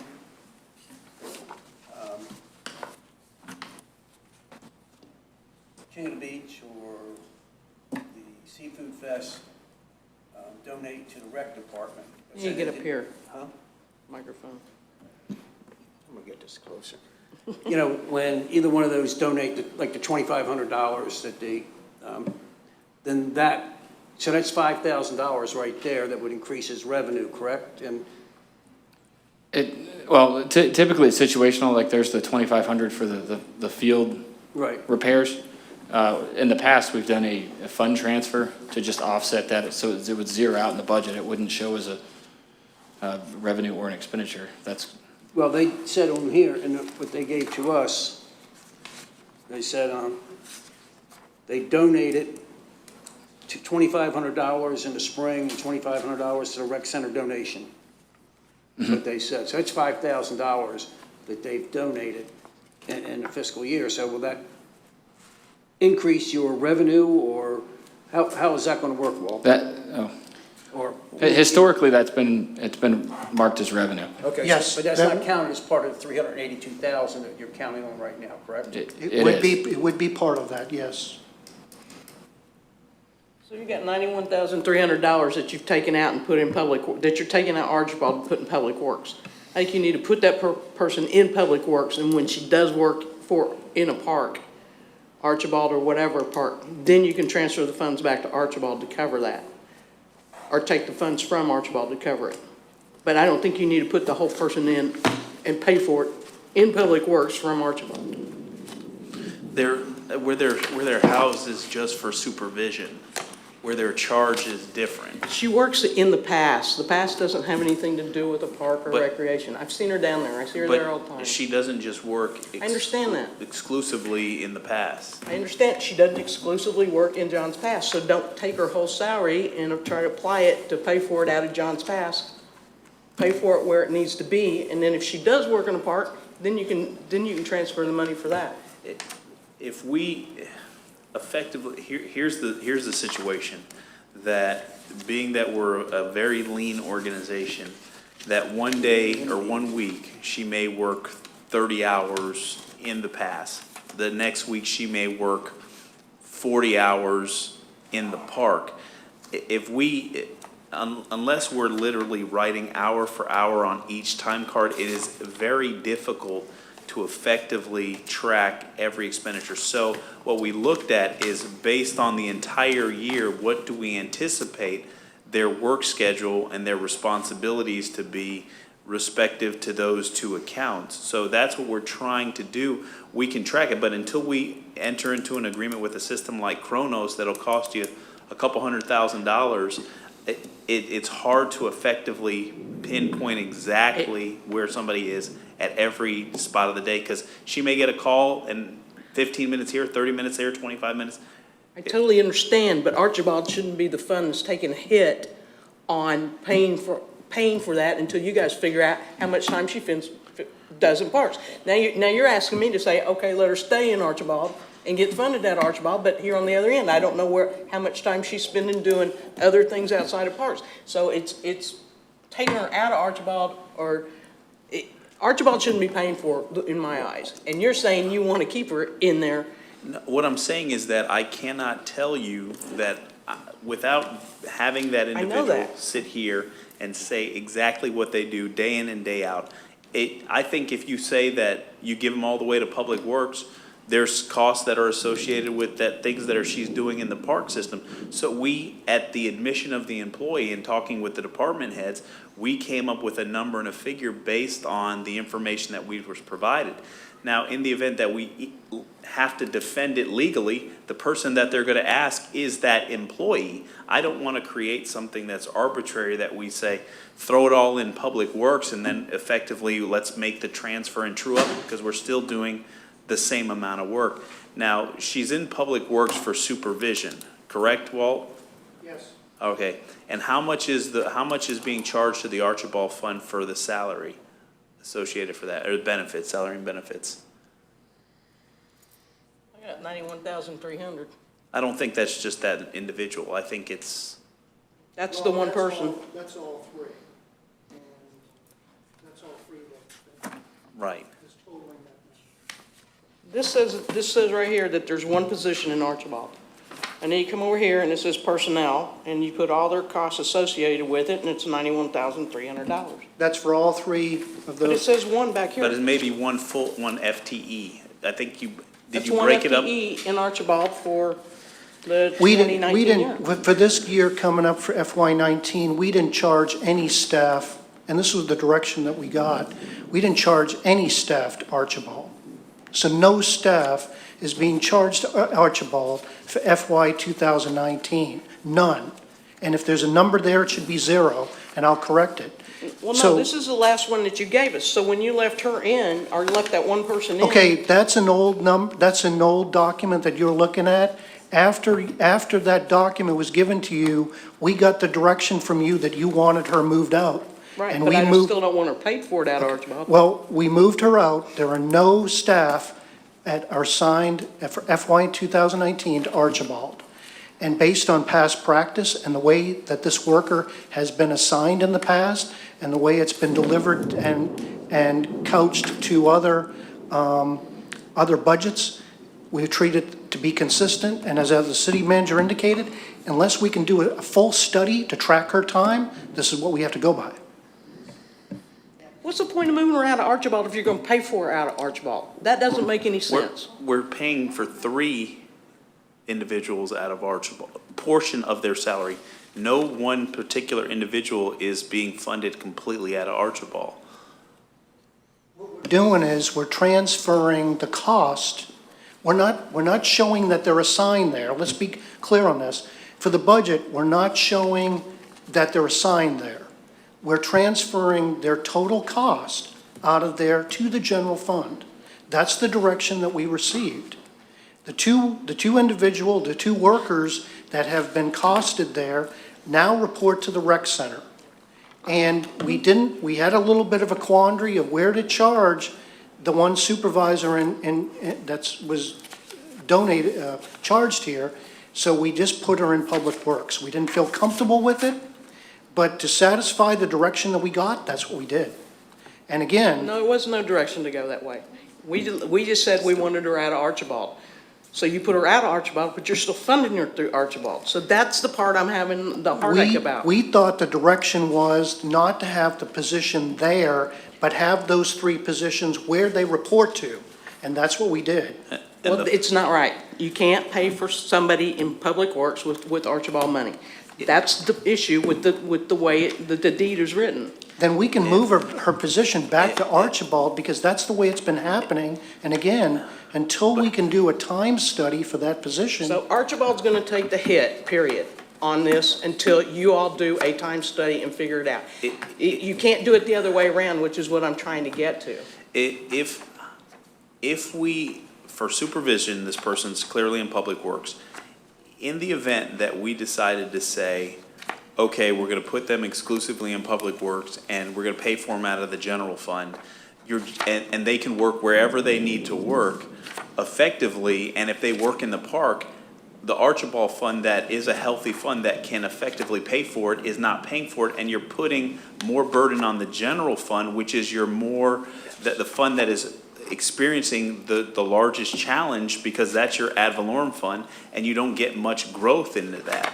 So what we decided to say, we looked at all the individuals and all the positions, and we actually had the department directors with HR and administration tell us how much time is allocated for that particular individual on a yearly, weekly, monthly basis to your best understanding, and where should we charge? And based on the information that was provided by the staff and by the department directors in consultation with HR, it said, okay, this is the amount that we would charge the Archibald Fund for services that people are actually providing services in a park, in a recreation, in a park capacity. And so that was the rationale that we utilized, and that was, and I really do believe that that was the direction that we were provided by the board, to effectively say, we don't want anyone charged in the Archibald Fund exclusively if they're not sitting in there working in their, the 2,080 hours. So we just pulled out the hours that we believe that they work on our best guess. Is there any reason? Is there any reason why we can't, the timesheet can't actually say so many hours, or, Right, and then you can put 25% of the person into Archibald Fund and the 75% into the general fund. Until we do, time study. a full-time study, I would feel more comfortable going back and following how we've been charging this individual for the past 3 or 4 years, and that's the way we've been charging it. And again, until we can, this isn't the only position we split that we really need to spend more time on to track their time. And this is one thing that I've been trying to do. So wouldn't the timesheet be a good way to do that? To do that study?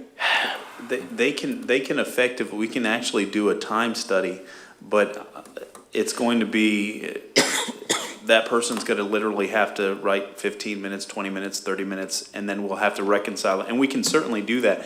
But I can tell you that in the event that we're ever challenged, the individual that will have to testify will be the employee to say, how much time do you spend in this fund or that fund? And they're going to say the 25 or the 35% that they provided to us for the purposes of the budget process. So we can only go off of the information from the department directors and that employee as to what the appropriate number is. I just am concerned that if we just grab a number and put it in there, that it's not truly going to reflect the information that was provided to us for the purposes of the budget conversation. So we can go forward with a time study for those, the Archibald Fund or any enterprise fund or funds that have some type, and Archibald Fund is the only one with a specific deed restriction. We can look at that and monitor that and give you a report, after the first, 6 months of the year and say where we are. Because who knows, we may find the other side that we're spending more money or more time in parks and rec or parks facilities than in other facilities, and that the contribution or the transfer needs to go up. But I would recommend, if there's anything outside of what staff is recommending, that we go through with a study to be able to do that. Either way, it needs to go through with a study. But I don't think Archibald Fund needs to be hit to do the study. The person is more in Public Works than Archibald. You're just looking for a way to fund that position. That's what I'm hearing. We are No, funding, we're that's- funding it based on the information that's been provided us Right. by the employee and by the supervisor. So what's left in Archibald that you're charging it to? Since mine's outdated. I'm sorry? What is left in the Archibald fund that you're charging to? How much of her salary are you charging and benefits to the Archibald fund? Who we took, I'm sorry, The one person that you moved out, other than the two rec people, how much are you charging Archibald fund for this person? the total of the three people, right now. No, I don't want the oh, total of three people. Two rec people are fine. I'm talking about the third one. Right, I don't have that figure specific to her. All I have right now is the 191. I can get you what of the, what of the 191 applies to her, if that's what you want. Well, it was 172 with all three of them this year. And now, with my outdated number, it's 91.3. So I want to know what's left in Archibald that you're charging to Archibald for her. Okay. I can That's the provide- number I need. And I would prefer, instead of singling out one particular employee, I would say that we provide the information specific to how much is being charged to the Archibald for the three individuals in its entirety. All right, so you want a breakdown of that 190, that's fine. Yeah. Per department. So you got Okay. two that went to the rec center and you got one that went to Public Works. Okay. Okay. I can provide a breakdown of that. Okay, that's what I need to know. Okay. Thank you. The other thing on Commissioner Weinstein's list is the water taxi, number 8. I think that we've already talked about that. Number 4, the Chamber of Commerce, donation of $2,500 per agency. I thought that was 2,000 per Yes, agency. It is 2,000. it is 2,000 apiece, and that is in the budget, 2,000 apiece. This may be, I guess she's just addressing this again. Was that Yes, I think that the only reason I wanted to address it again, I just wanted to be sure that we were all, I guess, on the same page. Maybe I'm the only one who's not. But I just felt like I guess I was a little uncomfortable with comments that were made by one of the representatives. It was with regards to, gosh, I think it was the water tax. I felt like there was some kind of a conflict there. I felt like, I still think that the city, but I'm sure I'm killing a dead horse, so we won't bring it up to discussion again. But I just felt like that the city should not be feeling like there's a conflict. Excuse me, it was, I think the conversation you're referring to is the one when the gentleman got up about his dinner cruise boat being located at the end of the. You're correct, that's right, Okay, and that's what that I was one- just getting one water at. taxi, okay, I was just Oh, clarifying. I'm sorry, You you're know, exactly right. it was that You're right. one where she got. And the reason I felt uncomfortable about it was that the representative from the chamber said that she was representing the members of the Chamber of Commerce. Now, we're a member of that Chamber of Commerce, okay? We're a premier member, so to speak. I mean, or we give the $2,000, okay? And that's been appropriated for the next year. And I just didn't feel that, I was uncomfortable with that comment because perhaps that was not saying what we as a member would think, okay? So that's why I wanted to just readdress it again, but let's not spend a lot of time on it. We can think about it But some I more. totally Y'all were agree set with on you. allowing. And I think she realizes that comment was inappropriate. Oh, okay. I didn't bring it, I felt like I just wanted to say it to you all because you're my Well, if she thought it peers. was inappropriate, she should have said something yesterday when she's begging for more money, you know? Okay, well, y'all want to leave it at the $2,000 per Chamber of Commerce, you know, I just wanted to make my little statement, so, thank you. If you want to change it, that's fine, but if we're leaving it that way, then Walt's got the direction, right? Thank you. Thank you. The other thing that was mentioned on this list is number 5, pension waiting period for new employees. That relates to the ICMA and the laddering of the retirement for our employees. And instead of having our employees wait to be vested over a 5-year, that it be a little bit a laddering approach to that, whereby, and I think the Budget Committee, the Commission heard from the Budget Committee, you did a presentation where they advised actually 50% after 3 years. 3 years, and then 75 after 4, and then the whole 100 after 5. So, Yeah, I agreed when you made the comment about vesting. I'm really thinking of, and this is something we can discuss, next year's budget, really. That was kind of the thought on this. Not the vesting period, okay, because I think that we're right on with that laddering type of thing. I'm thinking of the waiting period, okay, the waiting period before an employee may be eligible to participate. To allow the city to. To allow the put city. into their. Right, that's what I'm really retirement fund. thinking of, is the waiting period. Like you would have I remember you had made the comment, and that's what I thought of. You had made the comment that Patrick had said in one of our sessions here, okay, that I believe it was Patrick in your department had said that many years ago, there might have been a waiting period for Yeah. new employees. Yeah, like the new actually, employees. So I was just, actually, in the past, the city, right now, currently, we contribute, any employee that starts right away, we start contributing toward their Right. retirement. Right. In the past, there was a time period where we didn't contribute until after they completed a whole year. correct. Right. And that's what I was bringing up again, if maybe in future sessions, we can think about that for, if the board would like to consider that for the next fiscal year, obviously not for this one unless you wanted to change it, because I'm thinking that it's good, it shows loyalty on the part of the employee to want to stay, and still it allows the city a year before they start investing in that employee's pension. That's the only reason I brought that up.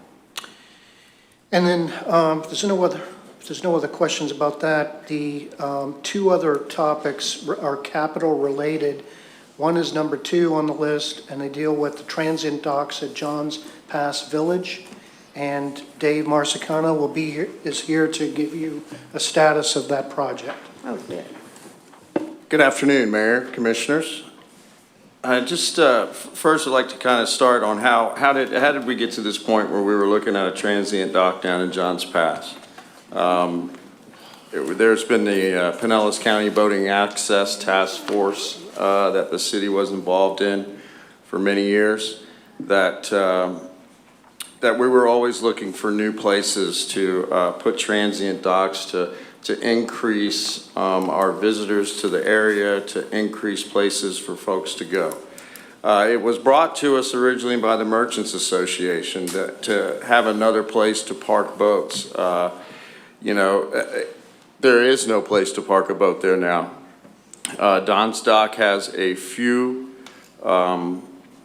transient docks that they have there, but it's very, not all the time you can tie up. He does have commercial boats in and out. So the staff has been working over the past several years to acquire the grant money to do the project. We attached the grant with y'all's paperwork. We did not apply last year or the year before. The board did budget for the project when we got turned down the first time, when 2012. I would like to mention, though, that we did receive grant dollars in 2015 for the construction of the new fuel dock and the B dock construction. So, with that being said, the drawing that you have in your packet for the grant is not the dock that has been turned in for permitting. You have that before you now. I apologize. I didn't realize, so I started looking at it, that it was the wrong plan. The dock is smaller than the original one in the dock application due to constraints there. The other change to this is that in the grant it states that the boats have to be over 26 feet, and that's not the case. It's a single dock going out that's 100 foot long and 8 foot wide that would be at the bell tower. This particular dock would have a gate, and it would be staffed. We really are still in the process of seeing how we're going to do the staffing of the dock, but it will be It will have a gate and it will have hours of use. There will be this will be the dock for, this is not ADA compliant. So just to the north of that, we have an opportunity to install a dock just north of Don's Dock. This particular slip or particular dock would only be 50 foot by 50 by, I believe it's 10. And this would be your ADA dock. And this would come right off the, right there north of Don's Dock, and then it would go over towards the sidewalk, which is at Walt's Fish Shack. This is a project that we're waiting on the grant, or not, excuse me, the grant. We're waiting on the permits now. That's kind of a brief history of it. That's where we're at.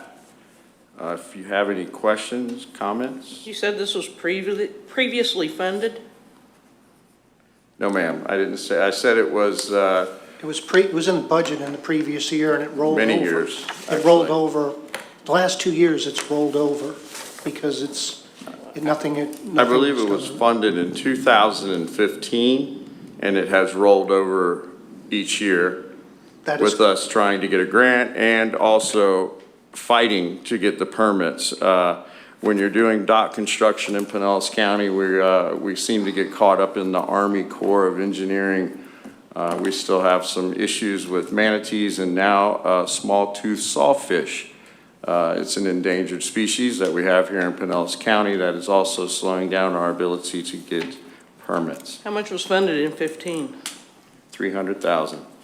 Because in the 2013 to 17 CIP plan, it only had about 20,000 in it, so y'all did 315. What is the total cost of the dock?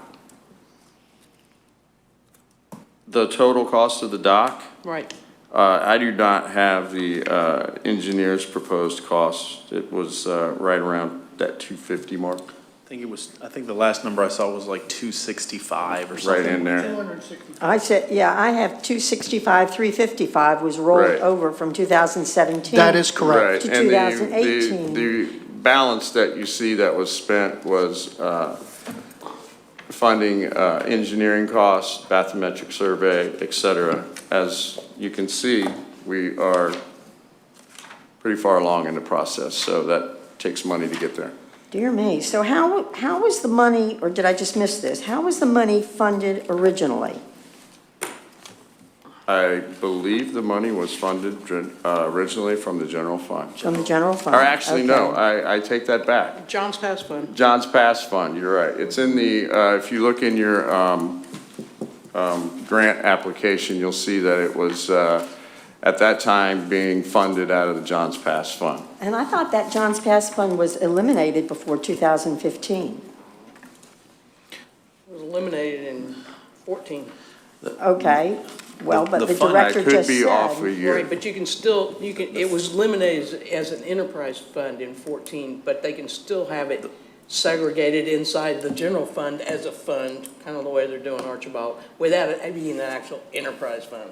okay, well then, The Johns Pass Village Division was previously operated as an enterprise fund prior to FY 2014. And after 2015-16, that's when it became part of the general fund. okay, and so in all of our talking here, am I misleading it from some way to say, was there any matching grant or any kind of a grant somewhere along the line? Is this? No, ma'am. Okay, so this is going to be entirely on, And part of the, no. No, okay, there's been no grant there's money never associated grant, with it. okay. Because I know ever since I've looked at it from the very beginning, from the very inception when we started on this budget, and I know I'm the, low roller on this team here because, I've just gone on board, but I've always been concerned about it since the very beginning because I've always felt that fund or that amount should, from that transient docks, that $265,000 would be much better served, would be much better served being in, not being in a transient docks. I guess I just don't understand it. I feel it would be better served to be in the infrastructure fund.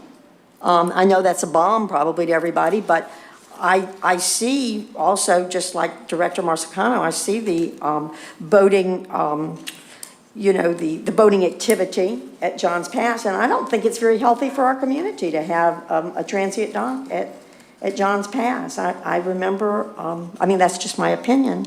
I think that there's a tremendous amount of activity there boating-wise now, and I just think that future transient docks are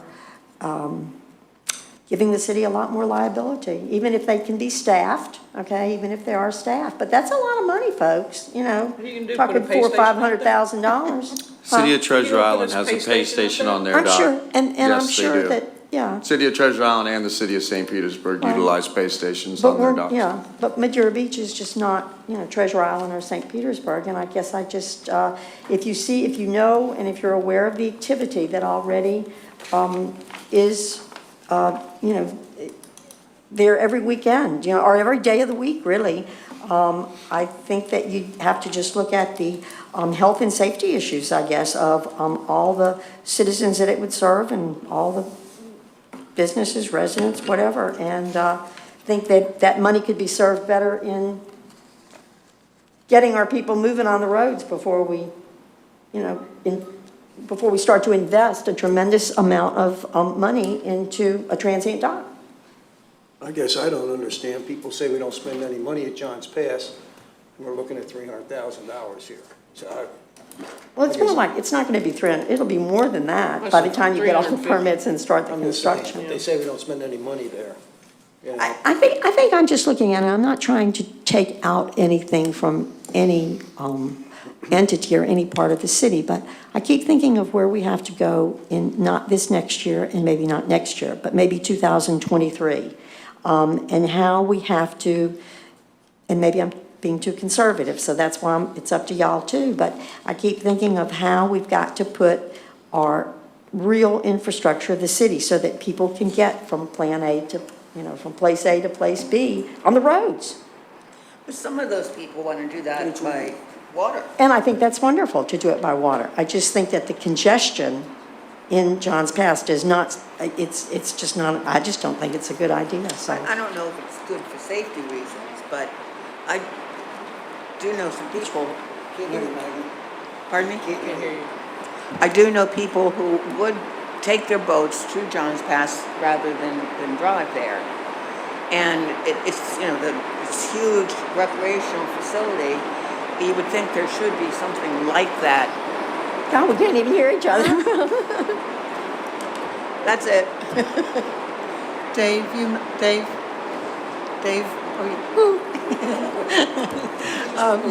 you mentioned it earlier, and I didn't catch it. How many boats was this going to take care of? These particular, I just put the plan away. I'm sorry. We would be able to, depending on the size of the boats, we'd be able to take care of 4 at the handicap docks, just depending on size, and then probably another 8 at the dock that's up. So 12 probably total. 12? Is there going to be a time limit on how long the boats can stay docked? Because if you have somebody that comes in there and parks their boat, goes to the beach, leaves it there all day, you're kind of defeating the purpose of making it transient. Are you stopping here for lunch for a couple hours, 2 or 3 hours, or, Indian Rocks Beach has these very same transient docks that we speak of in their city, which you can just pull up to and use, but you're not allowed to spend the night on them. It's something that's worked very well for them. They staffed it in the beginning. They don't staff it now. If you're ever up that way in the Intercoastal, you should stop in. It's a neat spot. You can park there, go to Krabby Bill's or any of the other spots. that wasn't my question. But it doesn't preclude us from setting some type of restriction with regards to how long. No, it doesn't. We So could, we still have the flex- especially if we funded it, Yeah. if the city funded it themselves, then they could control their destiny. So, the use and the duration and all that, that's something that obviously we can get a policy direction from the board should you desire to proceed forward with the project as to, how long somebody can dock there, et cetera. The only thing left on the list of questions was the Public Works storage facility to be placed at the marina site. And again, Dave can comment on that as well. Yes, I have a few comments on that. I read Commissioner Weinstein's comments, and I'd just like to kind of, an overall site plan is necessary, but I would like for the board to please understand that we have been working off of a site plan since 2006 when we placed, or 5, when we placed the fuel docks in the ground. We just don't do things willy-nilly. The fuel tanks, the fuel docks, the fuel tanks, when we put those in the ground, they went in a certain spot because of the way the site is. Same thing with the ship store. The new building, which we always take in consideration the things that are happening around us. The new building would be a 50 by 50 metal building that would go on the existing pad where the old building was. It would go to the far east side of the marina property. Right there, if you happen to look at it, is where the power is. It's, like I said, 50 by 50 building with 2 doors on it. This building, it will be designed in such a way, it's a metal building that we can take the building apart if something changes down the road. The entrance to the marina will be changing soon when the new development happens to the east of us. The entrance to the marina will be shifted further towards the west. That is part of their PD. So we have always taken that in consideration before trying to place or put a building somewhere. Putting this building on the site also improves the functionality of our Public Works Department. It brings back my mechanic, who is now on 94th, it brings him back onto the island along with all of our supplies. When we originally went over there many years ago, the Walmart, Holiday Inn, Wawa's, all of those things that exist at this point today were not there. The traffic that we talk about was not there. It does exist today. If one of my guys have to go to the building, it takes time for those guys to get there and get back. So the electric is right next to the building. The water is right there. Again, we're talking about a 50 by 50 building. We're not going to put air conditioning in it. We want to get our folks back over here on the island. This also puts us one step closer to something that we've been trying to reach for some time, and that's compliance with the Clean Water Act. It's something that's very important to us as staff, to make sure that we have the best site, the cleanest site in Pinellas County. All of your infrastructure at the marina, as far as docks, fuel docks, et cetera, have been done. A lot of that funding, once again, was done with grant money to pay for the fuel dock and for BDOC. So when we look at this building and we look at your comment of the unsightliness of it, we hope that this is going to really improve that. And then we also want to, as a team, we're always trying to go one step further. So once we have in concrete and we're on our way to moving that entrance over, you're going to see the entrance to your city change, and you're going to see the entrance to your city marina change. I assume it's only going to be 1 story. Yes, it would be a 50 by 50 metal building. If you go over to the existing slab that's there now, the building that used to be there was 100 by 50. We're going 50 by 50, right next to the electric pole, right there on the existing pad. And Madam Mayor, if I may, certainly one of the things that I think is important that's germane to the conversation, the funds that are being utilized are sanitation funds for the construction. So there is no general fund expenditures associated with this. So in the event that the board wished to not proceed forward with this project, the money would go right back into the sanitation fund because it's a restricted funding source. I've had the opportunity to take a walk in the existing structure that's there, and it's way past the end of its useful life, and there's some concerns that we have with respect to storing anything of value in that particular facility. So it's definitely something that I think you'll also save money with regards to eliminating your lease payment that you have at your other facility across the waterway, and plus we'd be able to service vehicles and get vehicles on the road a lot quicker. And even conversations I've had with sanitation staff, they have mentioned the time that it takes from them to leave the island, go to the facility and come back. It becomes problematic, especially if they have to do it 2 or 3 times in a day.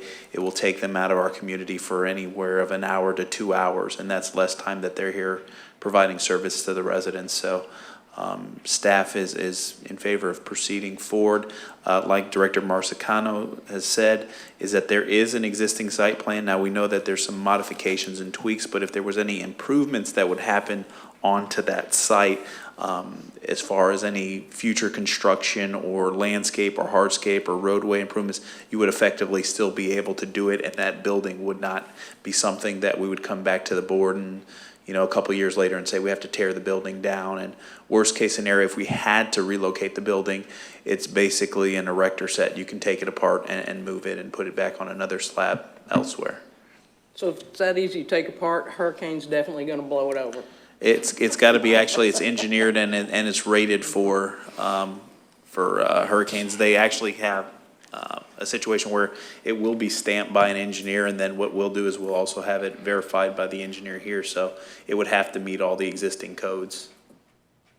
So what we're saying is probably, and what the director just said, is that should the site plan be further, and that's where I was coming from, you know, is to look at it from a really big, you know, look at it from 5 years from now, if we really wanted to make that site, you know, really nice. Will that building just be in ruins after 5 years, after paying $200,000 or $300,000 for it? I mean, we'll be able to reuse it, but I think that your statement may be, and yours might be as well, that yes, we will be able to reuse it. It would not be okay, that was what my thought was. That was what my question was. And right now, Walt, what is the money that we have in the budget for that? Is it 200,000? Yes, it is 200,000. And then in the event that once we get the building and more detailed information, there is some money in fund balance that effectively, if the department director needed to tap into that as a resource, the resource is available there. Yes, But yes, there is. so staff is recommending that we proceed forward, and obviously all that stuff will end up coming back before the board for a vote. Anything that we do there has to have your approval. Well, I'm much more educated now than I was when I started it. Okay, thank you. Yes, ma'am. I'm not necessarily for it at this time. Again, the commission can leave it, it can be the desire of the board to leave it in there with the idea of at a future date, just eliminating it. And it could just stay there and not do anything. And it would roll back into fund balance if it was determined not to roll it over. You know, at the end of last year, if you recall, most of you, I came to you at the end of, I think it was October, with a resolution of rolling over accounts. This was one of them. Right. And so you do have that option of saying, no, I don't want this certain account to roll over. And there is that availability. We also want to get direction from the entire balance of the board with respect to, you know, keeping this item in the budget, or if the board wishes to postpone it. So staff would like direction as to how we would like to proceed, because it does affect the CIP and how we would effectively have to balance it. But staff is requesting. I know it's being paid for out of whatever, the fund, sanitation fund, but still, I think that we need to start taking care of what we got before we keep building on. We keep adding and adding, and we need to take care of what's here first. But I understand the concept of the man-hours that were wasted going back and forth. It's not that far, but I live right by the marina. I can tell you, it can take me 15 minutes or more to get as far as where it is now, depending on the lights and the traffic. I mean, it really can. I think I'd prefer that over like the transient dock. To me, the transient dock is. Two different funds. I know, I understand that, but if we're gonna fund, I just want to kind of say that, because I think it's more cost-effective to do that, and I don't see the cost-effectiveness of doing something in the transient dock. I really don't. So I know it's two different funds and it comes out of two different places, but I just, between the two projects that were brought up. I think we ought to bring it and put it in where it's supposed to be and bring the guys back here to the island. It's very important to have them here locally in case we need them for something. They don't have to travel all the way out across the bridge over to where they're at now. So I'm for it to go ahead and put that not aluminum, but metal shed, I should say 50 by 50, up on the footprint where the old building used to be. Yes, I think it's ma'am. very important to bring it back. And this is a separate subject, basically, but I'm looking forward to the marina being something when you drive in, it really looks beautiful. So once that, not that it doesn't look nice now, but, moving the entrance, I think it'll look a lot nicer. I would just like to see the total cost, what it's going to be for the engineering study and everything. The engineering's done with the building, but we'll make sure you get all those costs. You'll have to have those, and that says your approval. Yeah, thank you. And when we do bring that item back, we'll give you the actual cost for the acquisition, the actual installation, and then even projected operating costs, electric, those kind of things. So you're making a decision based on all the information associated with that facility, not just putting it up. So you'll have all that information. So like the electric, the water, all that kind What of our stuff. what are projected electric and water Because and I know you talked at one time, Dave, about even putting a shower in there, in that building, so all those costs. But we won't be doing that at this point. We have showers at the marina if they happen to need them. Dave, you I have mentioned a one question. Oh, go ahead, Nancy, I'm sorry. You mentioned one time before the sanitation trucks would stay over on 94th Avenue? Yes, ma'am, that is correct. Okay, all right. And I know that you were certainly there, and it's been 5 years since the old building was torn down? Do you remember? I was just curious what the feeling was. What was your feeling when it was torn down? Why did y'all take it off the island, I reckon? I know cheap rent maybe was, maybe not. That was not my decision. That was a board policy that the board took, and the direction they took. I just, Okay, you didn't recommend it one way or the other then? I mean, whether it should be moved or a new building there? I was just curious.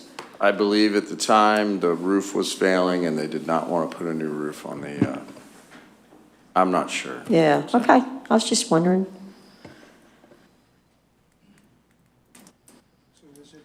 Is it the consensus to leave it in right now, or? Okay. That's okay. I just wanted to mention in summary, the other capital changes that we made, particularly in FY 2019. At the previous workshop, had to do with the splash pad, the Johns Pass allocation, changing that. Some of that came from actually came from the BP allocation. The BP allocation of the projects that are now going to be funded from that total $271,600. The summary of all funds for general fund for 2019 is $1,658,600, and the general fund total is $696,600. So that's where we stand right now on the capital, based on the previous workshop that we had and the changes that we made. I have one other issue that I wanted to address, and that's the health, excuse me, health savings account. Because I don't have an issue with funding it for the first time for any employee that first gets hired, anybody that first goes in the program for the $500. But I don't think we should fund it every year with the $500. But if they do go take the health, wellness, whatever that was, then I don't have a problem with the $250 each year.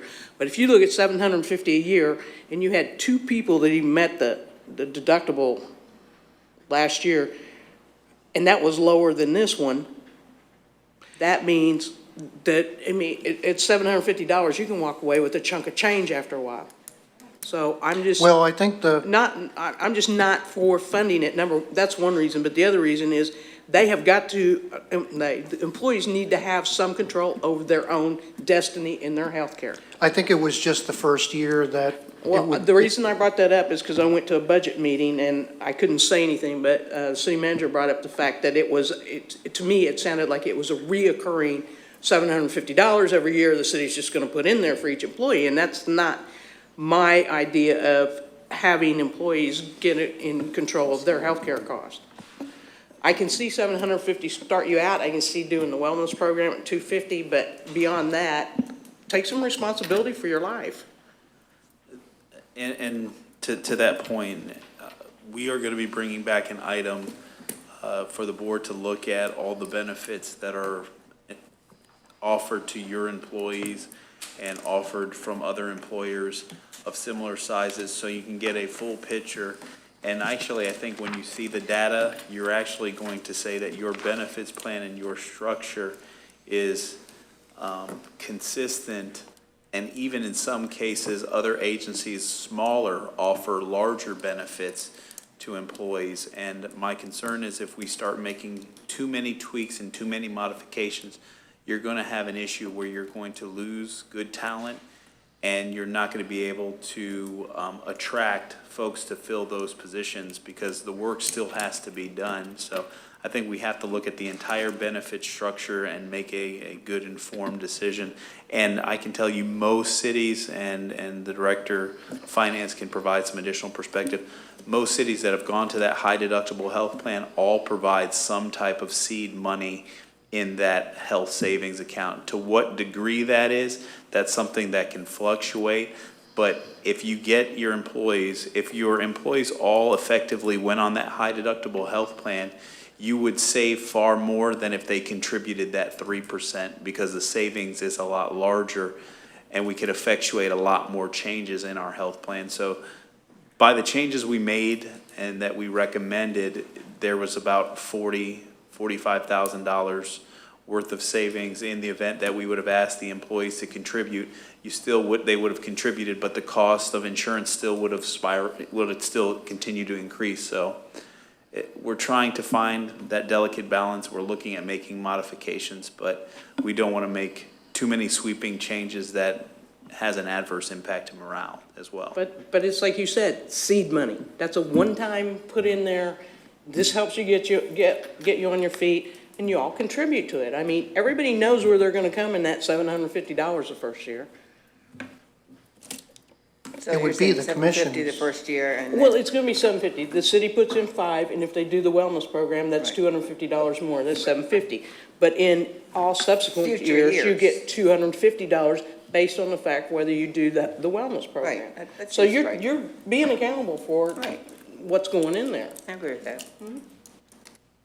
And it's not to say you can't put money in there along the way too. Oh, right. Right, so it's not like the flexible benefit account where you use it or lose it.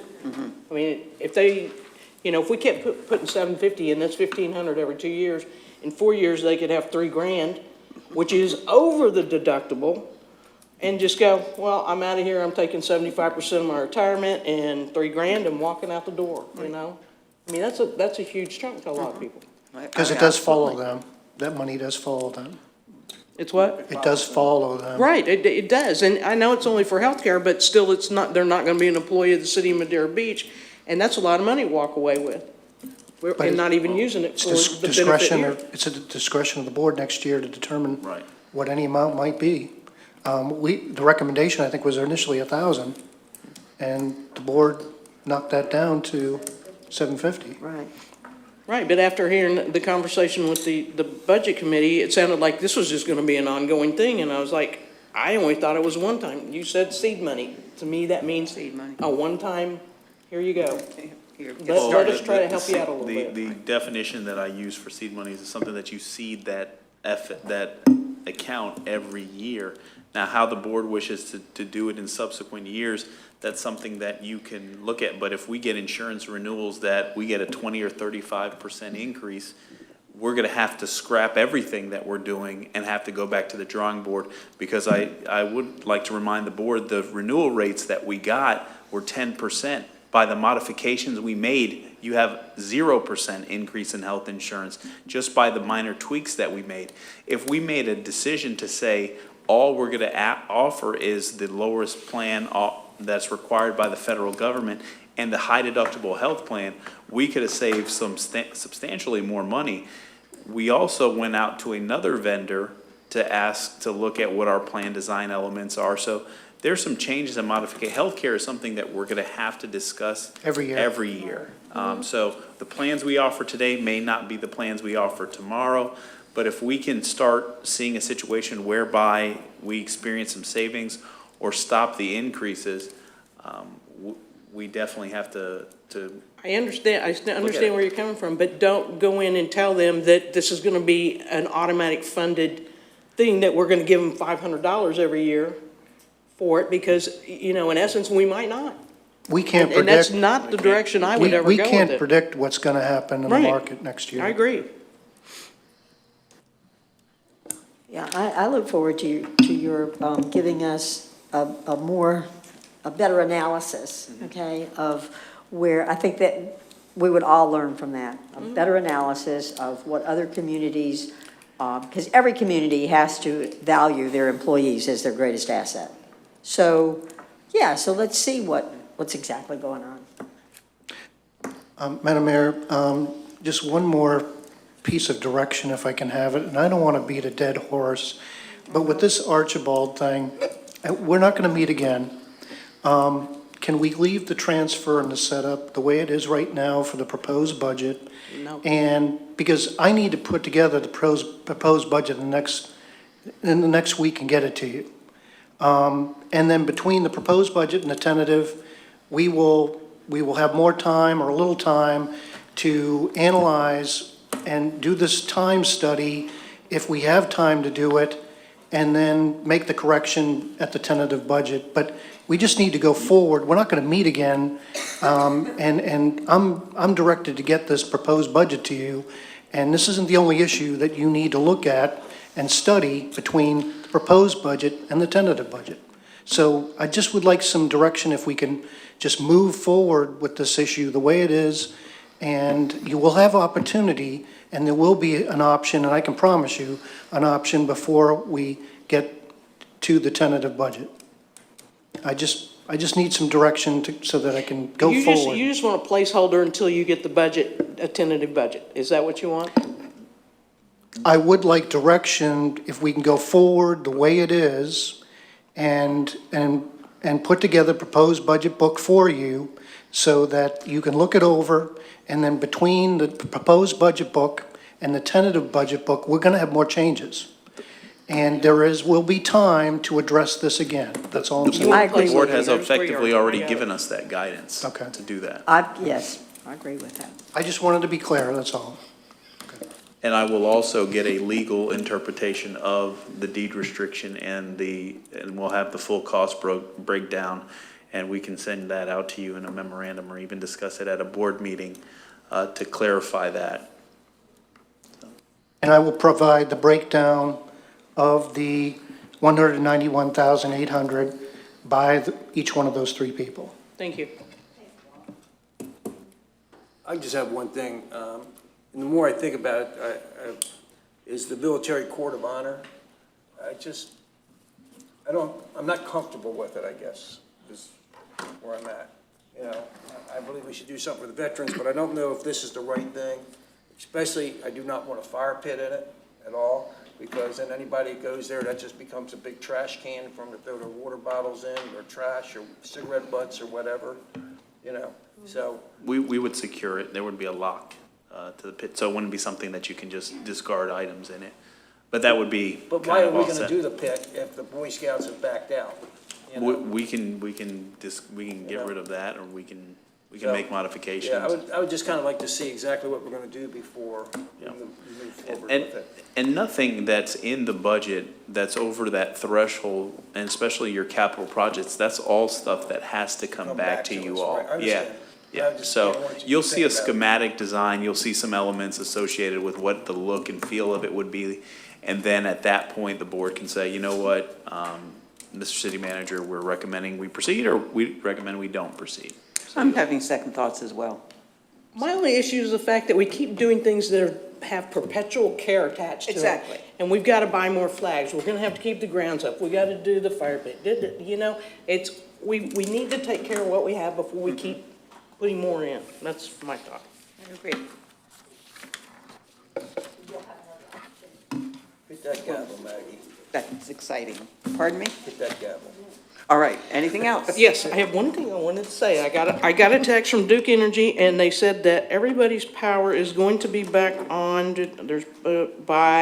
power to be back on by 6:45, and if you can hear me, then you probably have power, but I thought I'd let you know. All right, well, let's hope we all have power when we get home. Well, I might just stay here and continue working then, if that's the case. That's not happening. We all may come back. It went out and came back on already. Anything else? No, Madam Mayor, that's it. Meeting is adjourned at 4:53.